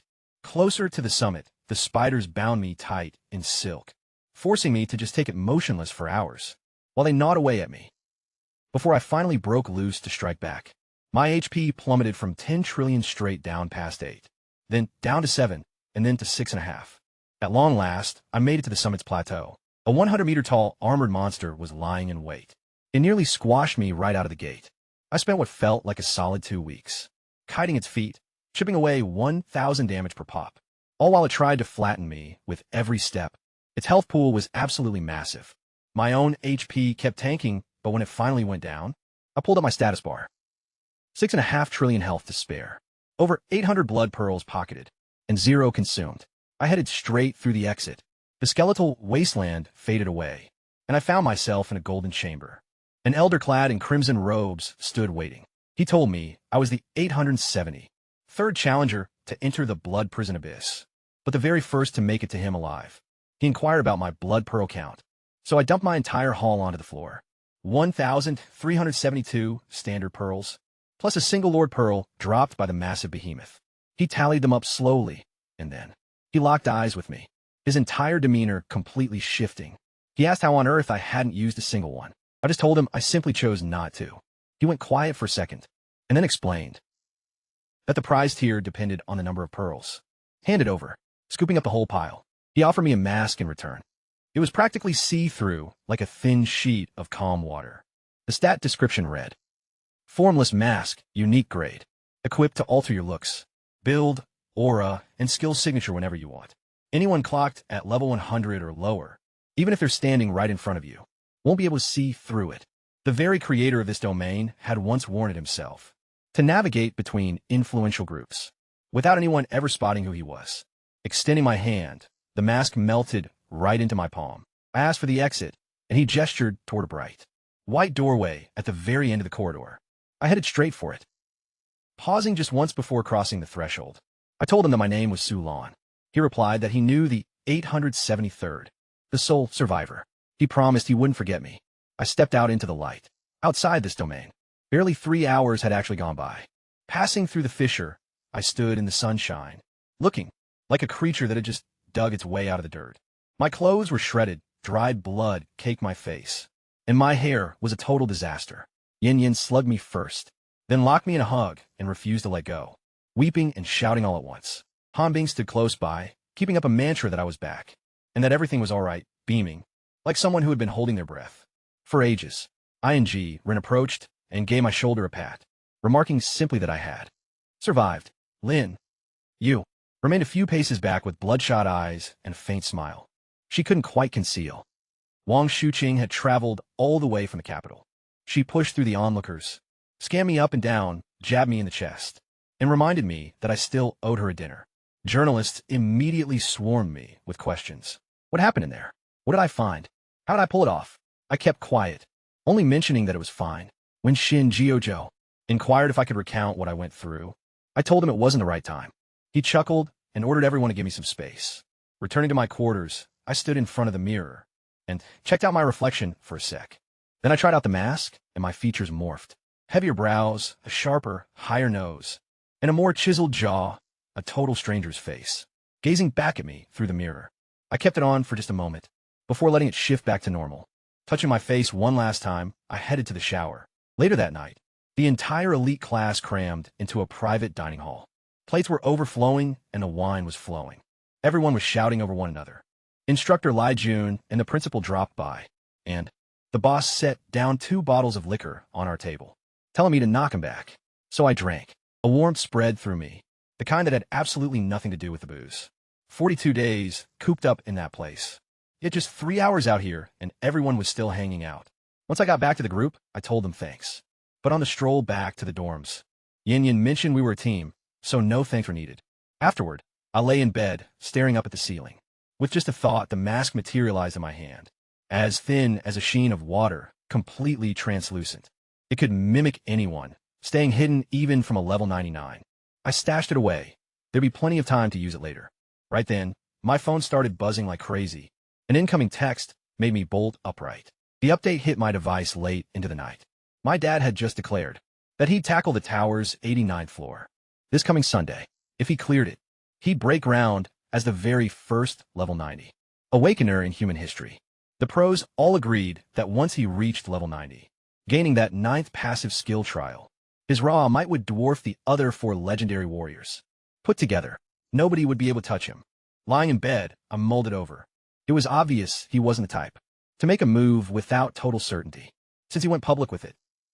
He'd already guaranteed its success, and the moment he hits level 90, I'm the very first loose, and he's going to tie up. Dragon City War Academy couldn't stop a level 90. Even the association president is only level 85. My crew is barely at level 10. They'd all be totally helpless if he just strolls through the front gate. I can't just sit around and let that happen. But looking past my own skin, I refuse to let my friends take the hit for me. If I'm still here when he shows, everyone around me gets a target painted on them. The only real way to keep them safe is to completely vanish. Sitting up, I stared at my phone for a bit, then pulled out the SIM card and snapped it in 2. I scribbled a quick note, left it on the desk, packed up my few belongings, slipped out the window, and melted into the night. I already knew where I was heading. 3,000 miles up north, deep in the wasteland at a place called Dark Knight City. No authorities, no ID checks, and no laws, just 30 million citizens underground. Not a single one of them on the grid. Crooks, runaways, folks hiding out from powerful clans, and people who just outright refuse to live by anyone else's rules. No one asked for your name down there. Honestly, no one could anyway. 2 days of traveling later, I found myself at the edge of a massive canyon in the desert floor, with heavy iron chains plunging down into the abyss. A sketchy-looking crowd waited in total silence around the rim, right until a voice echoed from below. Everyone grabbed hold of chains and climbed down. I caught a chain myself and made my descent. 5 minutes later, I stood within a subterranean metropolis, sprawling out further than the eye could see. A stone canopy hanging overhead. Reclaimed excavation gear converted into structures. Shipping containers piled up into residential blocks. Myriads of citizens, navigating pathways heavy with the scent of iron. Fumes and impending trouble. A one-eyed old-timer tried to pitch me a map, warning me not to trust a soul, follow nobody, and think twice before stepping inside any shop. With that, he melted back into the throng. I paused there for a second, then shifted my features, narrowing my eyes, flattening my nose, broadening my jawline, and raising my cheekbones, all wrapped up in a flash. I flipped my coat inside out and popped the collar. Even Ian would pass right by me now. I merged into the crowd. Meanwhile, back at the academy, they discovered my quarters deserted that morning. Ian ripped the envelope open. With trembling hands, I wrote, "Don't come looking for me." I explained that I couldn't bring this mess to their doorstep. I assured them I had a plan to make it through. I promised I'd return when the time was right. Ian burst into tears, while Han Bing went completely silent. Ingrid clenched his fists until his knuckles turned white. Lin Yu stood there, casting her gaze downward, her shoulders shaking uncontrollably. Over at the Su estate, my father took the news without flinching, remarking that I'd made a quick escape. Before issuing the decree, track me down, dead or alive. He glanced over at the calendar. Just 5 days remaining until Sunday. He stared out at the distant spire and murmured, "There was no place left on earth for me. I could lay low down in the gritty dark city." My new face just blended into 30 million people. Sulin was history. Whoever roamed these streets now had no name, no background, and no ID. Meanwhile, the guy out to wipe him out was poised to become the most powerful man alive. Dark Knight City never actually slept. Neon signs everywhere you look. Holographic ads just drifting through the air. The stench of charred meat and gunpowder, with a sweet scent of rot underlying everything. I literally stepped over a chopped-off hand. Not even a minute after arriving. The barbecue vendor right next to it told me to chill, saying someone would swing by to grab it. I tracked down a tiny spot in a quiet alley, dropped 500 points on a room, and scored a burner. SIM card from the shop across the street. Then I hit the mattress and started researching the rift. Every town got them occasionally, but Dark Knight City had one that had stayed active for 23 years. Codenamed CN0374. Restricted to level 30 and below. Over 600 people had tried to shut it down. Not a single one made it back. The feds had thrown in the towel and left it be, slaughtering roughly 2,000 locals every year, with the beast it kept spitting out. The interior was reported to be a giant graveyard, teeming with zombies and shadow monsters. The absolute worst part was the contagion. Anybody taken out by a creature inside would resurrect as one of them. I set the phone aside and stared at the ceiling. The blood prison abyss already claimed 872 lives.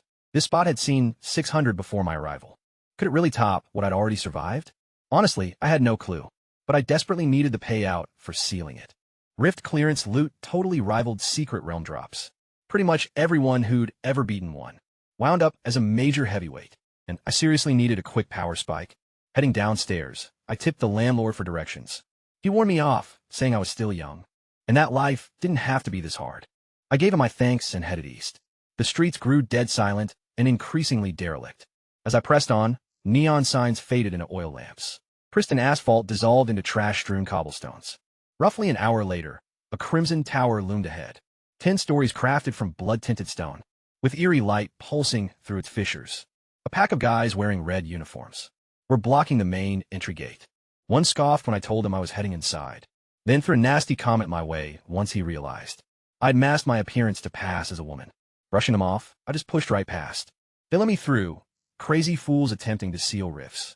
Weren't their problem anyway.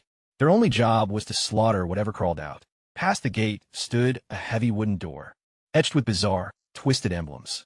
Thrusting it open, I plunged into a total blackout. As my vision gradually adapted, stone arches appeared overhead, alongside engraved floors and skull-shaped wall sockets, flickering with eerie blue flames inside. Something was shifting in the shadows. The entrance behind me had already vanished. Nothing left but pitch blackness and whatever lurked within. Look, I'd already crawled my way out of hell once. So let's do this. The interior darkness was absolute at first, but then my eyes began to adjust, and I spotted the hallway extending forward, with a vaulted stone ceiling 20 meters up. Skulls were crammed into both of the walls, spanning from floor to ceiling. Every single one had a blue flame flickering in its eye sockets. Thousands of them just staring right at me. So I started walking. The stone ground beneath my feet began to tremble, and through the cracks, I could spot dark silhouettes shifting underneath. They were fast and restless. Then the floor erupted. Thousands of pale hands tore up through the solid stone, some still covered in skin, others pure bone. All of them clamped onto my ankles with an iron grip, taking 5,000 damage per grab. The floor completely vanished in a matter of seconds, leaving nothing but stone pillars behind, each one positioned 50 meters apart. Reaching into the darkness ahead, a voice boomed out the rules. 3 kilometers of pillars. Leap from one to the next. Plummet into the abyss, and it's game over. Fail to hit the finish in an hour, and you die. I launched myself into the air between columns, and those hands snatched every part of me all at once. My arms, legs, hair, and neck, all yanking me downward. Instead of fighting back, I used them to my advantage. Kicking off one hand, I grabbed another, swung myself forward, and stuck the landing on the next pillar. Then I leaped again.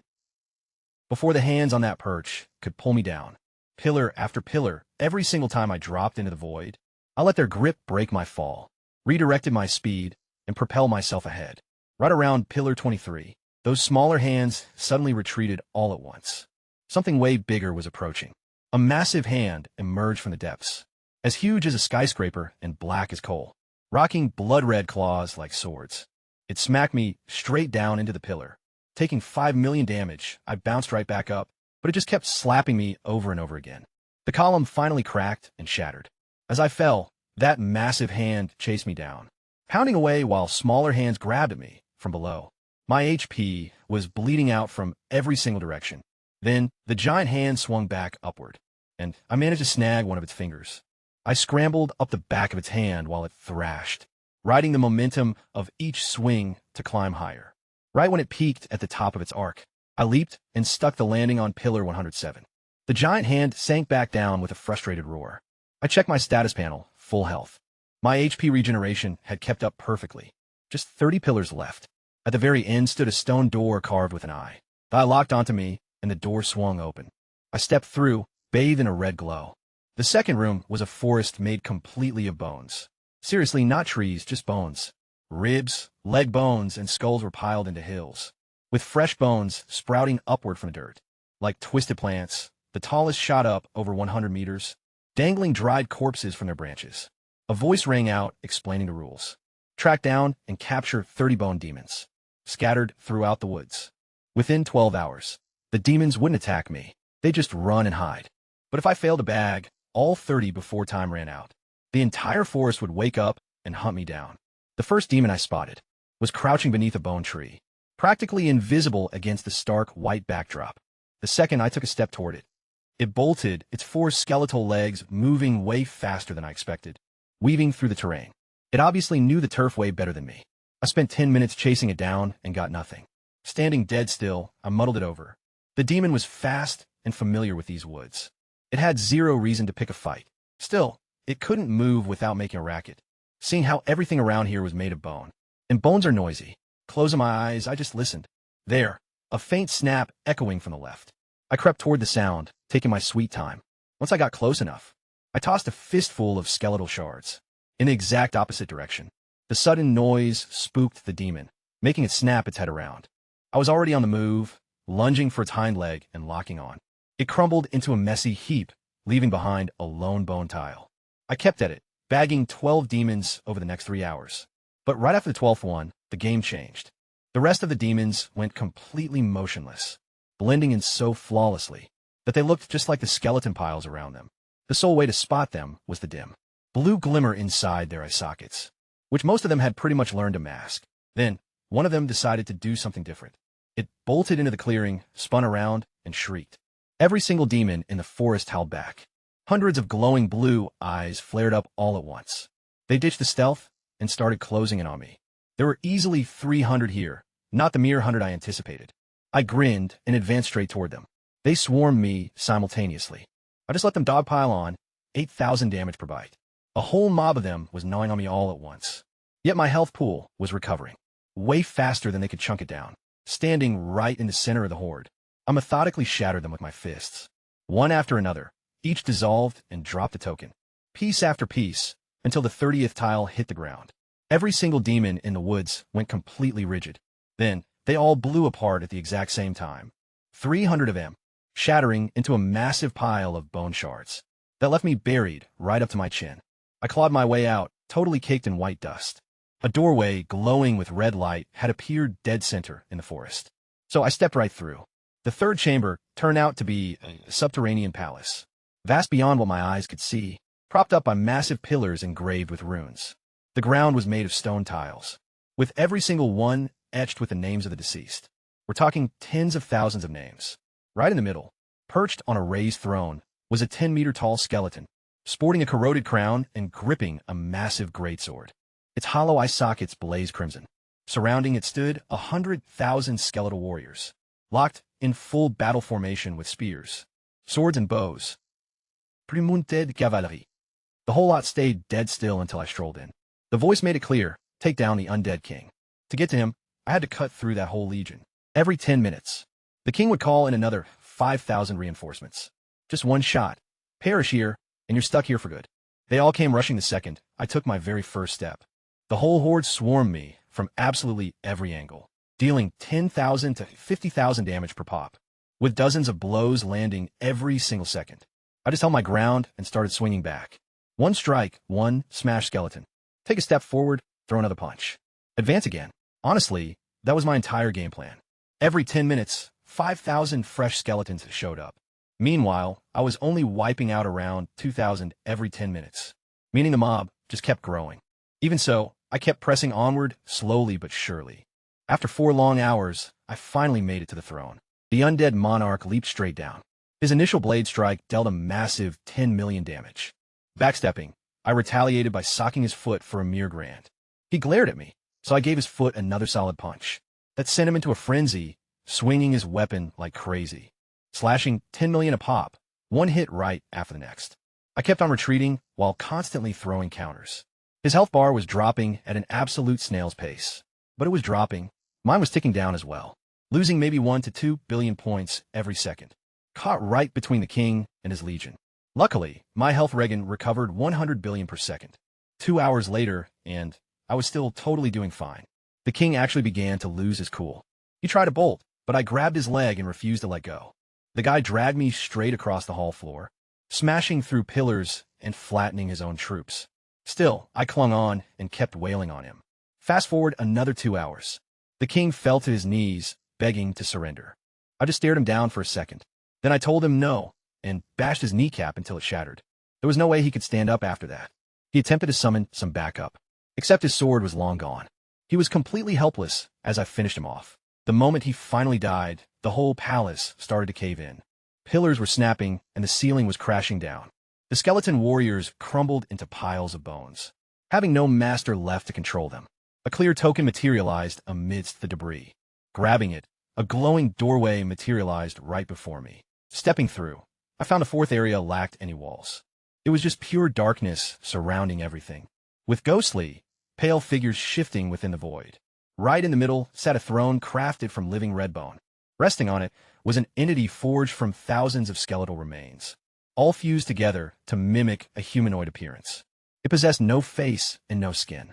Nothing but pitch-black bone. Empty, hollow eye sockets boring into me. Then, the voice laid out the final rule. Sit right across from the Bone King and lock eyes. The longer I held out, the bigger the prize. Look away, stand up, or pass out, and it's game over. So I took a seat. The second I did, the visions kicked in. Blood and mountains of corpses. Some massive entity loomed at the peak of the pile, looking down on everything underneath it. It snapped around and stared right at me. And right then, I felt like I was about to just vanish. Suddenly, it faded, leaving me slumped in the chair. But those hallucinations kept flooding back, getting longer and sharper every single time. I witnessed that skeletal figures, whole existence play out in jagged pieces, starting from nothing, battling for centuries, and raising the exact undead horde I just wiped out. Finally, it had taken this seat just to bide its time, waiting for the first soul who could match its gaze. To the bitter end. 1 hour, 3 hours, 5 hours. My eyes were on fire. They were watering and welling up with blood. My head felt ready to split wide open. The sheer weight of that hollow glare felt like claws reaching straight into my brain. Still, I didn't blink. 10 hours, 15 hours, 20 hours. After 20 hours straight, the skeletal frame stood up and glided over to me. It brought its face barely 10 centimeters from mine. We locked eyes at a distance so close that everything else just blurred out. It spoke, sounding like winter wind rattling through bones. You're the very first, it rasped. The first to make it to the end. You've won my reward, it said, pressing a hand to my chest. A chilling sensation washed over my entire body. Right then, the notification of completion popped up. Bloodbone Abyss cleared. Total time, 23 hours, 47 minutes. Pick one passive skill out of 5 available choices. I scanned through the list. Plus 30% attack power, plus 20% critical hit rate. A blink and miss teleport with a 30-second cooldown. 20% incoming damage reduction, or that final choice. Bone Spike Fury. Bounce a solid 25% of all incoming damage straight back at the attacker. Honestly, the first 4 options were all pretty solid perks. But looking at my current build, raw attack power and crits would barely make a dent. With my abysmal base damage, taking less heat sounded decent. Except I already had way more health than I knew what to do with. Teleporting had its perks, sure, but that reflection skill was a whole different beast. Equipping this passive meant any mob hitting me would swallow a quarter of their own damage output right back. If some boss with 1,000,000 HP kept wailing on me, they'd basically end up beating themselves to death. Even going up against heavy hitters who actually posed a threat, as long as their health pool was under a quarter of my own, they'd bite the dust long before I would, solely from tanking and reflecting their own blows. Plus, it completely solved my main issue. My offensive stats sucked, but this offered an offense that scaled with the enemy's raw power. Instead of my own, I locked in the fifth option, Bone Spike Fury equipped. A shimmering golden portal materialized right before me. Waiting on the other side was Dark Knight City, its neon sign still pulsing through the gloom. I crossed the threshold. Stepping through the golden doorway, I glanced back. The fracture in the structure was sealing up. That crimson, blood-like chasm that stayed open for 23 long years was shrinking right before my eyes, its borders breaking apart until it dissolved into nothing. The surface looked completely pristine, as if untouched by time. 23 years, 620 casualties left inside, and it's finally locked up behind me. The guys from the Blood Axe crew, who'd been holding down the entrance, were just standing there, weapons dropped, staring. That bald boss who talked trash, when I first strolled in, dropped to his knees before I even glanced his way. The rest followed suit, all of them begging me to spare their lives. I just walked off without a word. Within 10 minutes, the whole Easter District was buzzing with the news. In under half an hour, it had gone completely nationwide. The story even knocked the updates on my dad's upcoming tower run. Straight off the top trending feed, anonymous female, mid-40s average height, dark jacket, over 600 dead before her arrival. She went in and came out entirely alone, and the rift sealed shut behind her. The National Rift Response Team put out a bounty with a massive reward. The Awakener Association offered up their top Medal of Honor. Dragon City War Academy announced they'd bring her on as an honorary professor, while the military offered a high-ranking post. I just lay in bed at my rented place, scrolling through it all. They were hunting for a middle-aged lady who didn't even exist anymore. Closing the apps, I checked my updated status screen. New passive ability unlocked. Bone Spike Fury. Reflects 25% of all incoming damage straight back at the attacker. From here on out, anyone trying to hit me hard would have to think twice about whether their own health could handle the blowback. Monsters I could never take down with my fists would now just slowly end themselves. Simply coming at me didn't fix my offensive issues, though it felt way more manageable now. I stood by the glass watching the neon signs flash. Right then another alert popped up. My old man had weighed in on the closed rift during a media briefing. He hailed the mystery lady as a legit hero, noting that her strength had to be the absolute top tier for anyone under level 30. He mentioned the Sioux clan would roll out the red carpet with ultimate respect if she decided to reach out. Next, a journalist questioned whether the Rift updates changed his agenda to challenge Floor 89 in 3 days' time. He just smirked and said nope. As for Floor 89, he promised he'd crush it no matter what. I flipped the phone face down onto the mattress. 3 days spent gazing outside after the rift got sealed. I couldn't stop brooding over all those names, etched into the stone floors of both instances. Tens of thousands of identities, mostly written in scripts I'd never encountered before. Definitely not from our world, nor any human speech I could identify. The more it spun in my head, the creeped out I really got. A century ago, the Sky Tower materialized out of thin air. Beasts began flooding out of space-time tiers. Mankind unlocked special powers. Everyone took it for a total disaster, followed by survival, but what if it was intentional? The tower demanded floors to be cleared. Each 10 stages unlocked a passive feat test classified. Zones provided massive payouts, yet slaughtered nearly anyone who dared enter. Fissures spawned never-ending hordes, until someone finally shut them down. The whole setup felt like a filtering process. It's a filter, a mechanism designed to weed out all but the toughest survivors, showering them with massive payouts for enduring it. And what about those bizarre names written in languages no human has ever spoken? Just how many different worlds have been dragged through this exact same grinder? Standing there, a chilling realization slowly dawned on me. What if this whole thing is just a farm? Dangle some shiny bait. Watch the ultimate predators tear each other apart to get to it. Let them level up and grow insanely strong on the loot they win, and then harvest them right at the peak. The tower's 99th floor, the grand finish line everyone was desperately sprinting toward. What if beating it actually meant walking straight into a slaughterhouse? The masterminds behind this system took for granted that an SSS-grade ability was the absolute peak for mankind. 100 times multiplier. Beating a single rift or secret realm might pass as pure luck, but pulling it off twice was statistically impossible. They never factored a billion-fold multiplier into their plans. That massive loophole was my perfect way in. I had already conquered 2 of them, the Blood Prison Abyss and the Bloodbone Abyss, both cleared with a completely full health bar from start to finish. This system simply wasn't built to handle an anomaly like me. Pulling up my phone, I look up level 10 rifts. Located near Dark Knight City. 3 results pop up. Frost Tomb, 35 kilometers to the north. Flame Hell, 28 kilometers to the west. Shadow Maze, 42 kilometers to the south. All 3 boast a 0% survival rate across hundreds of failed runs. And all 3 are strictly capped at level 10 and below. I decided right then to stay at level 10. I was going to steamroll all 3 of them. After that, I tracked down every other level locked rift in the entire country and systematically crushed them, one by one, stacking every single reward on top of the last.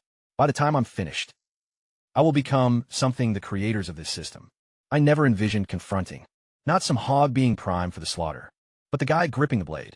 As for my old man hitting level 90 in 3 days, I had the shapeless mask. I could be anyone, anywhere. He couldn't track down what he couldn't spot. Sachin could hold off, too. Everything could wait until I got strong enough. That waiting just wasn't required anymore. I flagged the 3 rift spots on my map. Tomorrow, the Frost Tomb. First, I hit the sack and shut my eyes. Outside, the neon signs kept on blinking, painting the ceiling in shifting shades of crimson, blue, and emerald. A fresh rift tomorrow. Time for shut-eye. I split early the next morning, with 2 steam buns from street vendor, and hiked north for a couple of hours. Through debris, then loose gravel, and finally stark, rocky hills. The rift zone was a frozen peak. Not chilly the way the weather gets chilly, but the whole mountain was caked in a grayish, white frost from base to summit. The sort of ice that looks like it's been there since forever.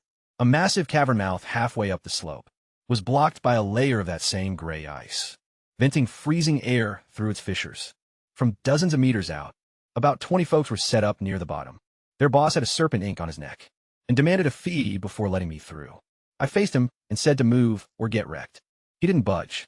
I strolled right past him anyway. Nobody checked me. Past the icy barrier, the passage opened up wide and high into pitch black. The walls were frozen, but far from clean. Ice packed solid with eyeballs. Human eyeballs. Thousands of them, of every size. Trapped inside the masonry at every conceivable angle. A few still had their eyes completely intact. Others were nothing but empty sockets, each and every one staring straight out. I just strolled right past them and pressed on. 20 minutes later, the passageway opened up into a massive, icy, subterranean canyon, so incredibly vast that the walls were completely out of sight. Countless icicles were dangling precariously from above, resembling a canopy of downward-pointing swords. The ground below was a sheet of sleek, see-through ice, with flash-frozen corpses plain as day beneath the surface. Human soldiers, monstrous beasts, and entities I couldn't even name, all perfectly preserved at the exact instant of their deaths. Right under my boots lay a young guy clad in tactical gear. A level 10, jaw dropped wide open, his eyes frozen with the sheer terror of his final moment alive. I just kept on walking. Dead center of the ravine stood a solitary column of ice, towering a good 500 meters high. Encased within was a figure resembling a human form.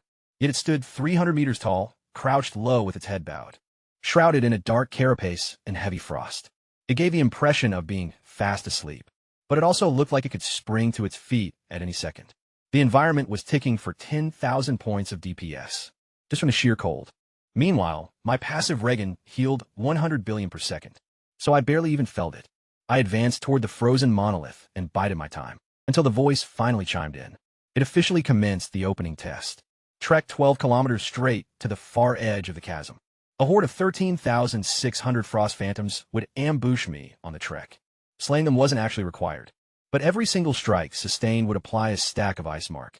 Upon hitting 100 stacks, I'd be completely immobilized for 3 seconds, leaving me wide open for every nearby wraith to dogpile me instantly.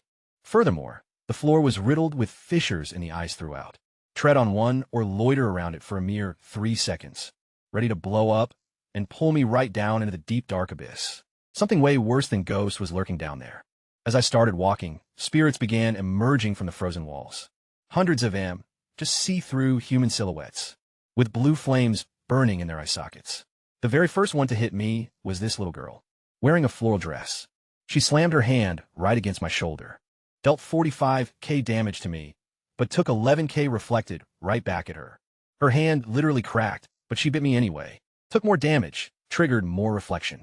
Even with her arm splitting open, she just kept coming. I just kept moving forward. Suddenly, the ghosts swarmed me from every single angle, with each hit dishing out tens of thousands in damage, all while my passive perk sent a quarter of the pain straight back to the attacker. They just shattered themselves against me, one after another, leaving piles of frosty crystals scattered across the ground that caught the bending light in a burst of colors. Pretty beautiful, honestly. The fissures in the ice were trickier to dodge. I managed to leap over most of them, but once I accidentally clipped the edge of a gap, and a blast hurled me 20 meters across the frozen floor. Before I could even get up, 100 hands punched straight through the ground and dragged me halfway down into the chasm below. Deep down there in the darkness, thousands of faces were staring up at me, every single one featuring hollow eye sockets and mouths stretched out way too wide.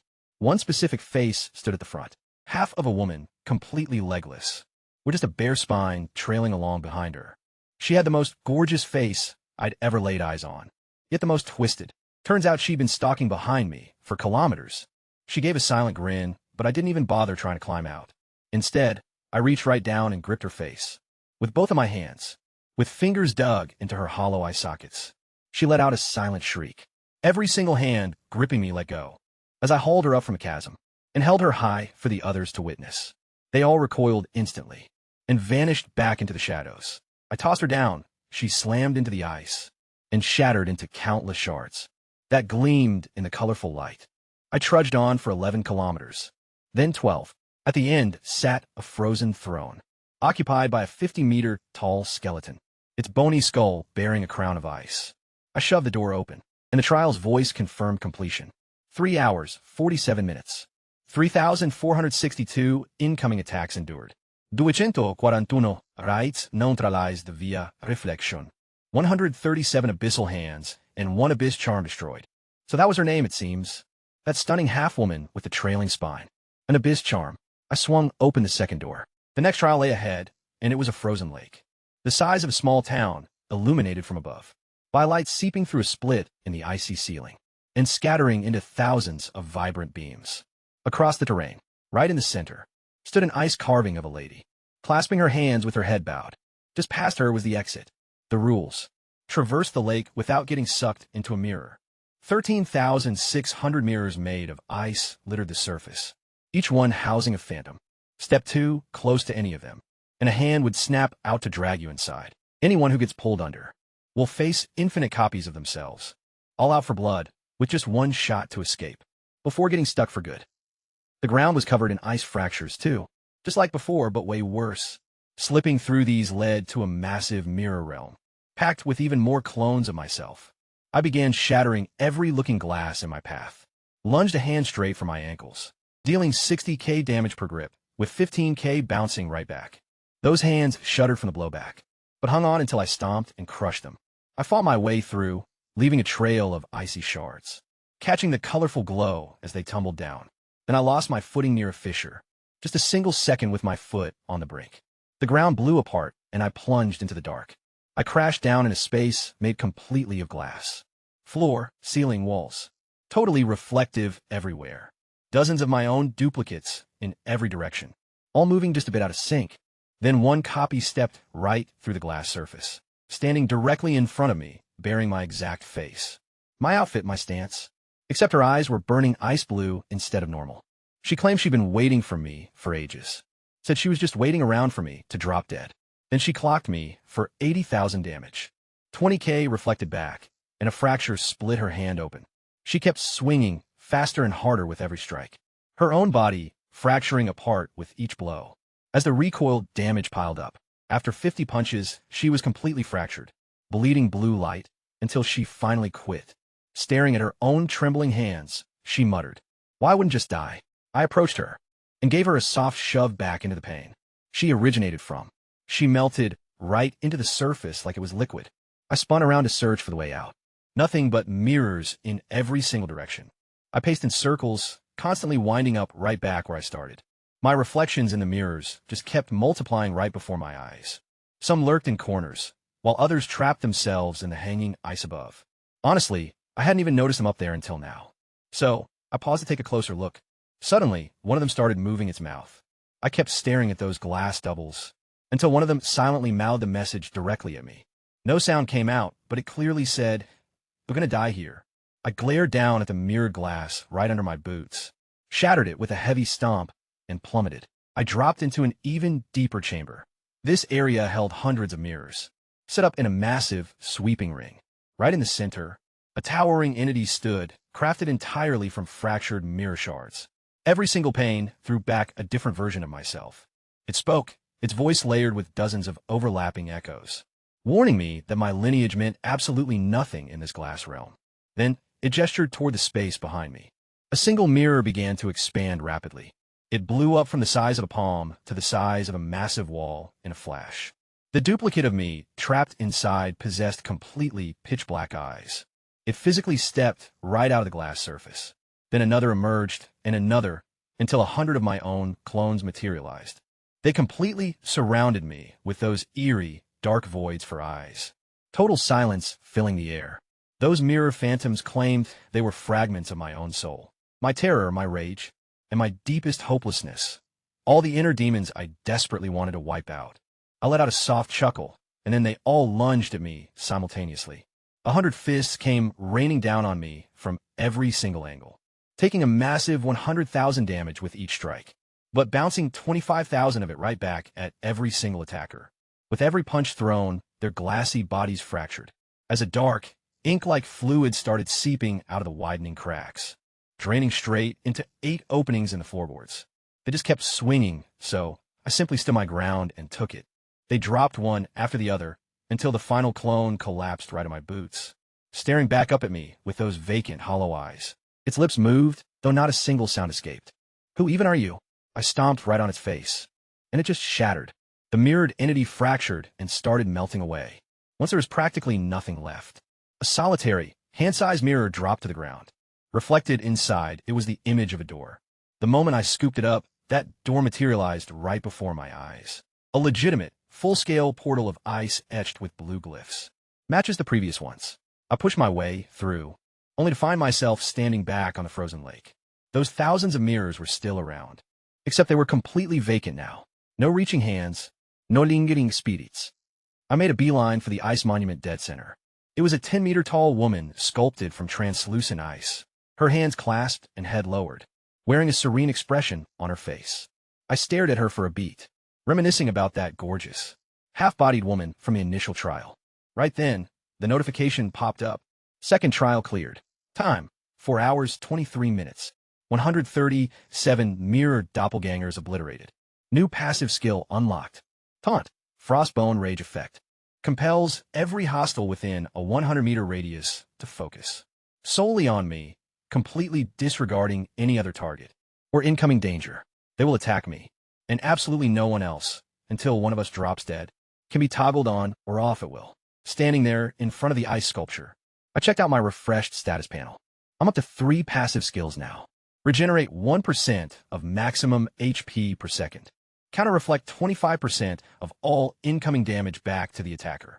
And now Taunt, an ability that forces every mob within 100 meters to lock in. Strictly on me, striking at me, and only me until one of us bites the dust. I weighed the potential of all 3 together in my head. Pop the taunt, stroll into a swarm of mobs, and they all charge me, hitting as hard as possible. My damage reflection sends a quarter of every strike right back at him. Plus, my health regen restores 100 billion per second. Honestly, I don't even need to fight back. I just have to stand right here. I offered a silent thanks to the ice sculpture, despite having no clue who she actually was, or if my words could even reach her. Yet, the corner of her frozen smirk looked slightly higher than it did before. Probably just a trick of the light. Trudging back across Mirror Lake, I passed through the 12-kilometer path of smashed ice. Debris, finally exiting via the frozen cavern mouth. Those 20 people hadn't budged. Every single one of them was still waiting. The tattooed leader's blade lay abandoned on the dirt, and he hadn't even bothered to retrieve it. He just goggled at me, staring the way you'd look at something that shouldn't exist. I brushed past him without missing a beat. Once I slipped out of view, he collapsed heavily onto the stones and dialed his contact to spill what he'd witnessed. The forums blew up all over again. I wasn't even back at the tavern yet. 2 rifts cleared in a mere 2 days. Identical woman, matching description. The net instantly began speculating who could pull this off. Then, a user uploaded a breakdown. The details fit together perfectly. Level 10 or under. Wielding power that completely eclipsed any SSS rank. Of the exact same tier. Laying low in a spot with zero ID verification. Desperately grinding to power up. And picking a city where nobody snoops around. The thread wrapped up with a single question. Who does that ring a bell for? The comments section cracked it in seconds. Su Lin, the missing legend. Top-tier awakener from Dragon City War Academy. Level 10 with insane health stats. On the run from his own dad. Vanished completely off the grid. The rumor spread like wildfire. A few skeptics fired back, demanding solid proof. But the mob completely drowned them out. I scrolled through it all while lying on my bed in the inn, feeling the creeping dread of everyone. Getting dangerously close to the truth. Time to map out the next step carefully. Once back at the inn, I scrolled through my phone and realized the internet had already unmasked my probable identity. Someone had dropped a meticulous breakdown. A level 10 surviving rifts. That wiped out hundreds of seasoned veterans. Laying low without a single official record. Desperately grinding to power up. The takeaway was crystal clear to anyone watching. Over at the Su estate, my father read those exact threads. He told my mother that the breakdown was almost definitely spot on.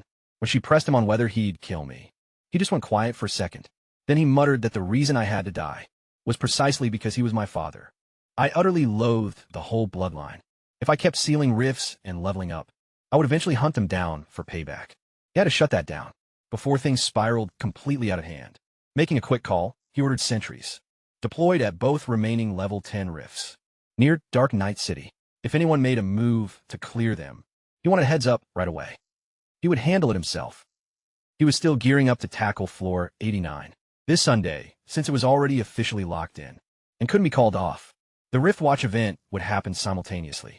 Over at the association's main HQ in the capital, Chun Jojo called a sudden emergency meeting, and his take was the exact opposite of my dad's. To him, anyone capable of shutting down rifts back-to-back was pretty much the most priceless asset on Earth. Hundreds of thousands of folks were getting wiped out annually by rift beasts, so if I could seal them off for good, the sheer number of lives saved would be absolutely off the charts. He secretly deployed agents to Dark Knight City to keep tabs on me while pressuring the military liaison to recruit the absolute most lethal solo mercenary in the entire nation as backup, just in case my dad decided to make a move. I caught up on all this drama from my bed. My dad would definitely be staking out the two nearest rifts. The moment I stepped inside, he'd camp the exit and take me out the second I emerged, no matter what kind of disguise I put on. If he manages to hit level 90 this Sunday, the odds are going to stack even harder against me. Hitting those two rifts is out of the question, at least for now. Instead, I had to reach the rifts located out in no man's land, but the closest ones were over 1,000 kilometers out. Going on foot would take a solid 20-day round trip. Way too slow. I seriously needed some wheels in the sky. I pulled up the market platform to scope out the rates. The smallest, decent aircraft with a solid operational range cost a whopping 3 million points. I barely had 174,000. Time to grind like crazy. The monster-infested sectors surrounding Dark Knight City scaled upward from low tier to high tier in widening concentric rings. Low and mid tiers were a slog. I had to jump straight into the high tier zone with the level 40 to 60 mobs. My damage output was practically non-existent. My passive reflection was the only real weapon I had. Monsters attacking me would pretty much just destroy themselves. The harder they hit, the quicker they died. All I needed was a bigger health pool to tank longer. I browsed the shop for level 10. Legendary equipment armor. An armor piece adding 20,000 HP and a ring adding 10,000. Combined with my current setup, my max health was about to shoot way up. I locked in my targets, a 5 million point total vehicle, the legendary armor, and the legendary ring. I locked my phone. Tomorrow, the high-grade zone. The following morning, Dark Knight City was 10 times rowdier than usual. Reporters were all over the place. Sharp-eyed scouts dressed in plain clothes stood on street corners, scanning every single face. A massive crowd had formed around an association representative who was loudly announcing that Shin Jojo had arrived in person to pay respects to the mysterious woman. He warned that anyone trying to cross her would be dealt with as an enemy of the whole association. Just across the street, a military officer with a booming voice was broadcasting the exact same message. Speaking for the army, he declared, the nation's most powerful combatant had personally placed her under his protection. Right then, I passed by a guy, handing out flyers with my face printed on them. The Su family was offering 500 million points for intel leading straight to her. I crumpled it up and tossed it in trash bin. A guy in a gray coat across the way caught that. I ducked into a quiet alleyway and waited. He trailed me inside and called out my mistake. Everyone else had pocketed the flyer. I tossed mine out. Any ordinary person, spotting a bounty that massive, would have at least given it a double take. Plus, my pace was way too steady, and I didn't even blink when he stared me down. He figured out I wasn't just some regular guy. I closed the distance until we were barely 2 feet apart, and locked eyes with him. Without a word, he instinctively took 2 steps back, before he even realized what he was doing. Then he spun around and bolted right out of the alley. At the corner, he stole one last glance, saw me still tracking him, and vanished into the crowd. I shifted my face to look like a middle-aged guy and kept moving. That was close. The Su family scouts have insane instincts. Just one wrong reaction to a flyer, and I practically blew my own cover. All 3 nearby rifts had sentries, staked out at the entrances now. Association thugs, military personnel, and Su family goons. Walking into any of those rifts meant stepping straight into an ambush. They'd just wait at the exit and jump whoever came through, no matter what disguise they were rocking. I needed to get to the rifts out in the wild zones instead, which meant I'd have to buy a flying vehicle first, and that meant grinding for points. I headed toward the city limits, targeting the high-level monster zones beyond. I slipped out of the city, disguised as a rugged, slouching middle-aged man, and trudged eastward. Over the next 2 hours, the landscape slowly shifted. Cracked black mud gave way to gray, and gravel mixed with shards of bone. The stench of sulfur grew heavier. The rocky cavern ceiling fell away, and a bleak, gray sky opened up instead. Something had been tailing me ever since I crossed into the low-level zone. Grayish-brown, scaly beasts, basin-sized heads with vertical yellow slits for eyes, tracking my every move from the dunes. I just kept moving and paid them no mind. Right as I hit the lifeless woods, bordering the high-tier zone, they finally pounced. A pack of 20 rushed me from all sides, all level 41, packing 500k attack power per chomp.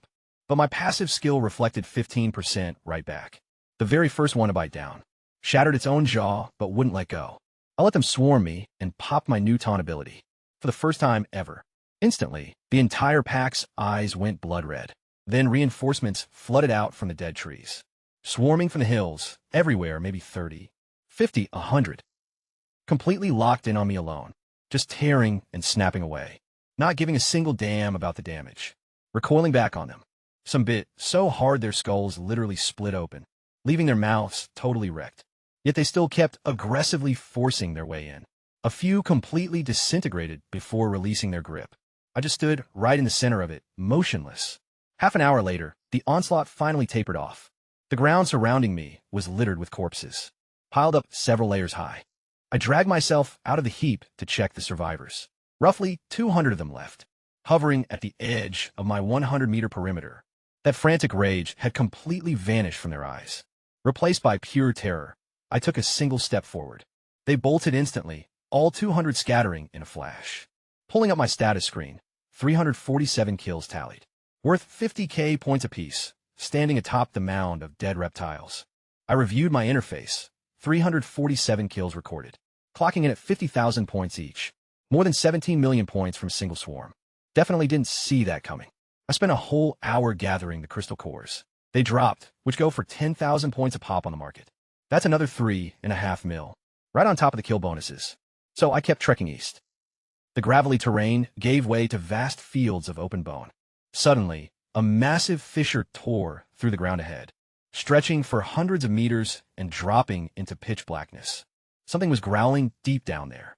An eerie light surged from the depths, and a 40-meter lizard forged of pure lava erupted from a chasm. A level 48 elite, packing 4 million attack power per strike. It blasted me with a torrent of magma, dealing 4 million damage. With 1 million reflected back, I triggered my taunt skill. Its eyes snapped to pure crimson. It went completely berserk on me for 10 straight minutes. Slicing claws, fiery breath, heavy body slams, unleashing everything it had. Yet every hit bounced 1 million damage right back into its face. Its molten scales began shattering off in chunks. One of its legs gave out, and the glow in its eyes started fading. It just cracked wide open and collapsed. Sweet, 2 million points. Plus some ultra-rare materials worth another 350k. I kept farming the high-tier zone for the rest of the day. With my taunt active, Every monster within a 100-meter radius locked onto me. They came charging right at me. I didn't even have to hunt. They literally found me. Level 41 lizards, level 43 sandworms, and level 45 venomous scorpions. Throw in 23 elite magma lizards. In one level 55 Lord tier sandstorm scorpion. By nightfall, I finally strolled back through the city gates, looking like a total mess of burns and blood, with half my hair completely fried off. A guard out front asked what the hell happened. I just told him I was out doing some routine point grinding. Once I got to my room, I pulled up the day's final tally. A grand total of 2,105 kills, yielding 20 billion points. I just stared at that figure for a good while. 20 billion, scale that. 20 billion points from just one day of grinding. I pulled up the marketplace and bought the legendary armor and ring right off the bat. That first move cost 200 million points. My overall HP skyrocketed to 31 trillion. Once the multiplier kicked in, stacking onto the health stats of my fresh gear. Next, I grabbed a high-tier spatial ring, boasting an immense 1 billion cubic meters of storage space. I dumped my whole inventory right into it. The items looked like tiny seeds lost in a massive warehouse. Threw in 10,000 full recovery potions just to be safe. There goes another 10 million. Early the next morning, I headed out to the trading bazaar over in the Western Zone. It was a colossal open-air market, stretching across an area the size of hundreds of fields. They had literally every kind of merchandise imaginable. I altered my appearance to look like a 60-year-old guy, complete with a bad hunch and deep, weathered wrinkles, before slipping inside. I tracked down an aircraft depot near the back of the lot, browsing through a couple of different storefronts, until a middle-aged lady escorted me into a secured, private backroom housing a single, exclusive vehicle, a Phantom-class vessel, custom-crafted by the city's elite mechanics. It had a 10,000 kilometers range and hit top speeds of 2,000 kilometers per hour. The defensive barriers could tank up to level 60 strikes, and it featured an integrated cloaking mode. Price tag, 5 billion points. I swiped and paid without blinking. The woman's hands were literally trembling as she took the card. I inspected the cabin, verified that all systems were green, and instantly stashed the entire ship inside my spatial ring. The lady nearly hit the floor in shock watching it just vanish. After that, I strolled over to the provision sector and completely cleared out a grocery supplier. Rice, flour, cooking oil, seasoning salts, jerky, dehydrated greens, and dried fruits. I took the whole lot. The shopkeeper tallied the bill to 800,000 points, glancing up as if bracing for me to haggle. I dropped 80,000 points to buy out all the food on the shelves, then completely emptied a water supplier, an apparel shop, and a hardware store. Next was a pharmacy, a seed vendor, and a fuel station. Every last item vanished into my spatial ring. By the time I finished up, my 1,000 cubic meter vault was crammed full. It was easily enough gear to sustain one guy for a good few years out in the wasteland. Altering my appearance once again, I made my way out of the city. At twilight, an hour deep into the empty desert with zero company, I brought out the Phantom-class jet and hopped inside. The flight dashboard was a breeze to use. I thrust the throttle forward, and the craft soared right into the midnight sky. Cruising at 12 kilometers per hour, exactly 90 minutes down the line, I was hovering over a completely blank wasteland. Barren dunes stretched out endlessly under the dim glow, with absolutely no signs of life as far as the eye could see. Touchdown was right behind a massive ridge. I recalled the aircraft and pressed onward on foot. The gateway ahead wasn't anything like I'd anticipated. It loomed as a massive stone portal, 50 meters tall, and 30 meters across, forged of pitch-black rock, with glowing red runes throbbing across its entire facade. It stood isolated in the dead center of the desert, encircled by a massive perimeter of splintered remains, human skeletons, beast carcasses, and bizarre figures I couldn't even name. Some were ancient, turning to dust, while others still had bits of dried meat clinging to them. As I paused right in front of the threshold, a synthetic robotic prompt echoed inside my head. CN0571, Sandstorm Abyss, level 10 and under. It's been open 34 years, and 47 people have gone in. 0 survivors. The latest shot was 12 years back. Did I actually want to go in? I nudged the door open anyway. Golden dunes rolled out to the horizon in all directions. Beneath a drab, overcast sky, fine, pau de sand. Seriously, deep sand. The heavy stuff that drags your feet down with every single step. Then that voice echoed again. First trial. Sand sea survival. Outlast the desert for a full 24 hours. There are 137 species of monsters lurking all over the place. In the wind, and even within shadows. Slaying each beast scores you survival points. Hit 1,000 points and crush the Zone Guardian. Before your time is up to move on. Heads up, you won't find any food or water out here. No spots to chill, either. Plus, all healing effects are cut in half. With that, the voice cut out. I scanned the endless desert sprawling out around me. Healing cut in half? Guess that means my passive health regeneration just plummeted. From 1% every second down to a mere 0.5%. Oh well, that's still 50 billion HP topping up every single second. I set off walking,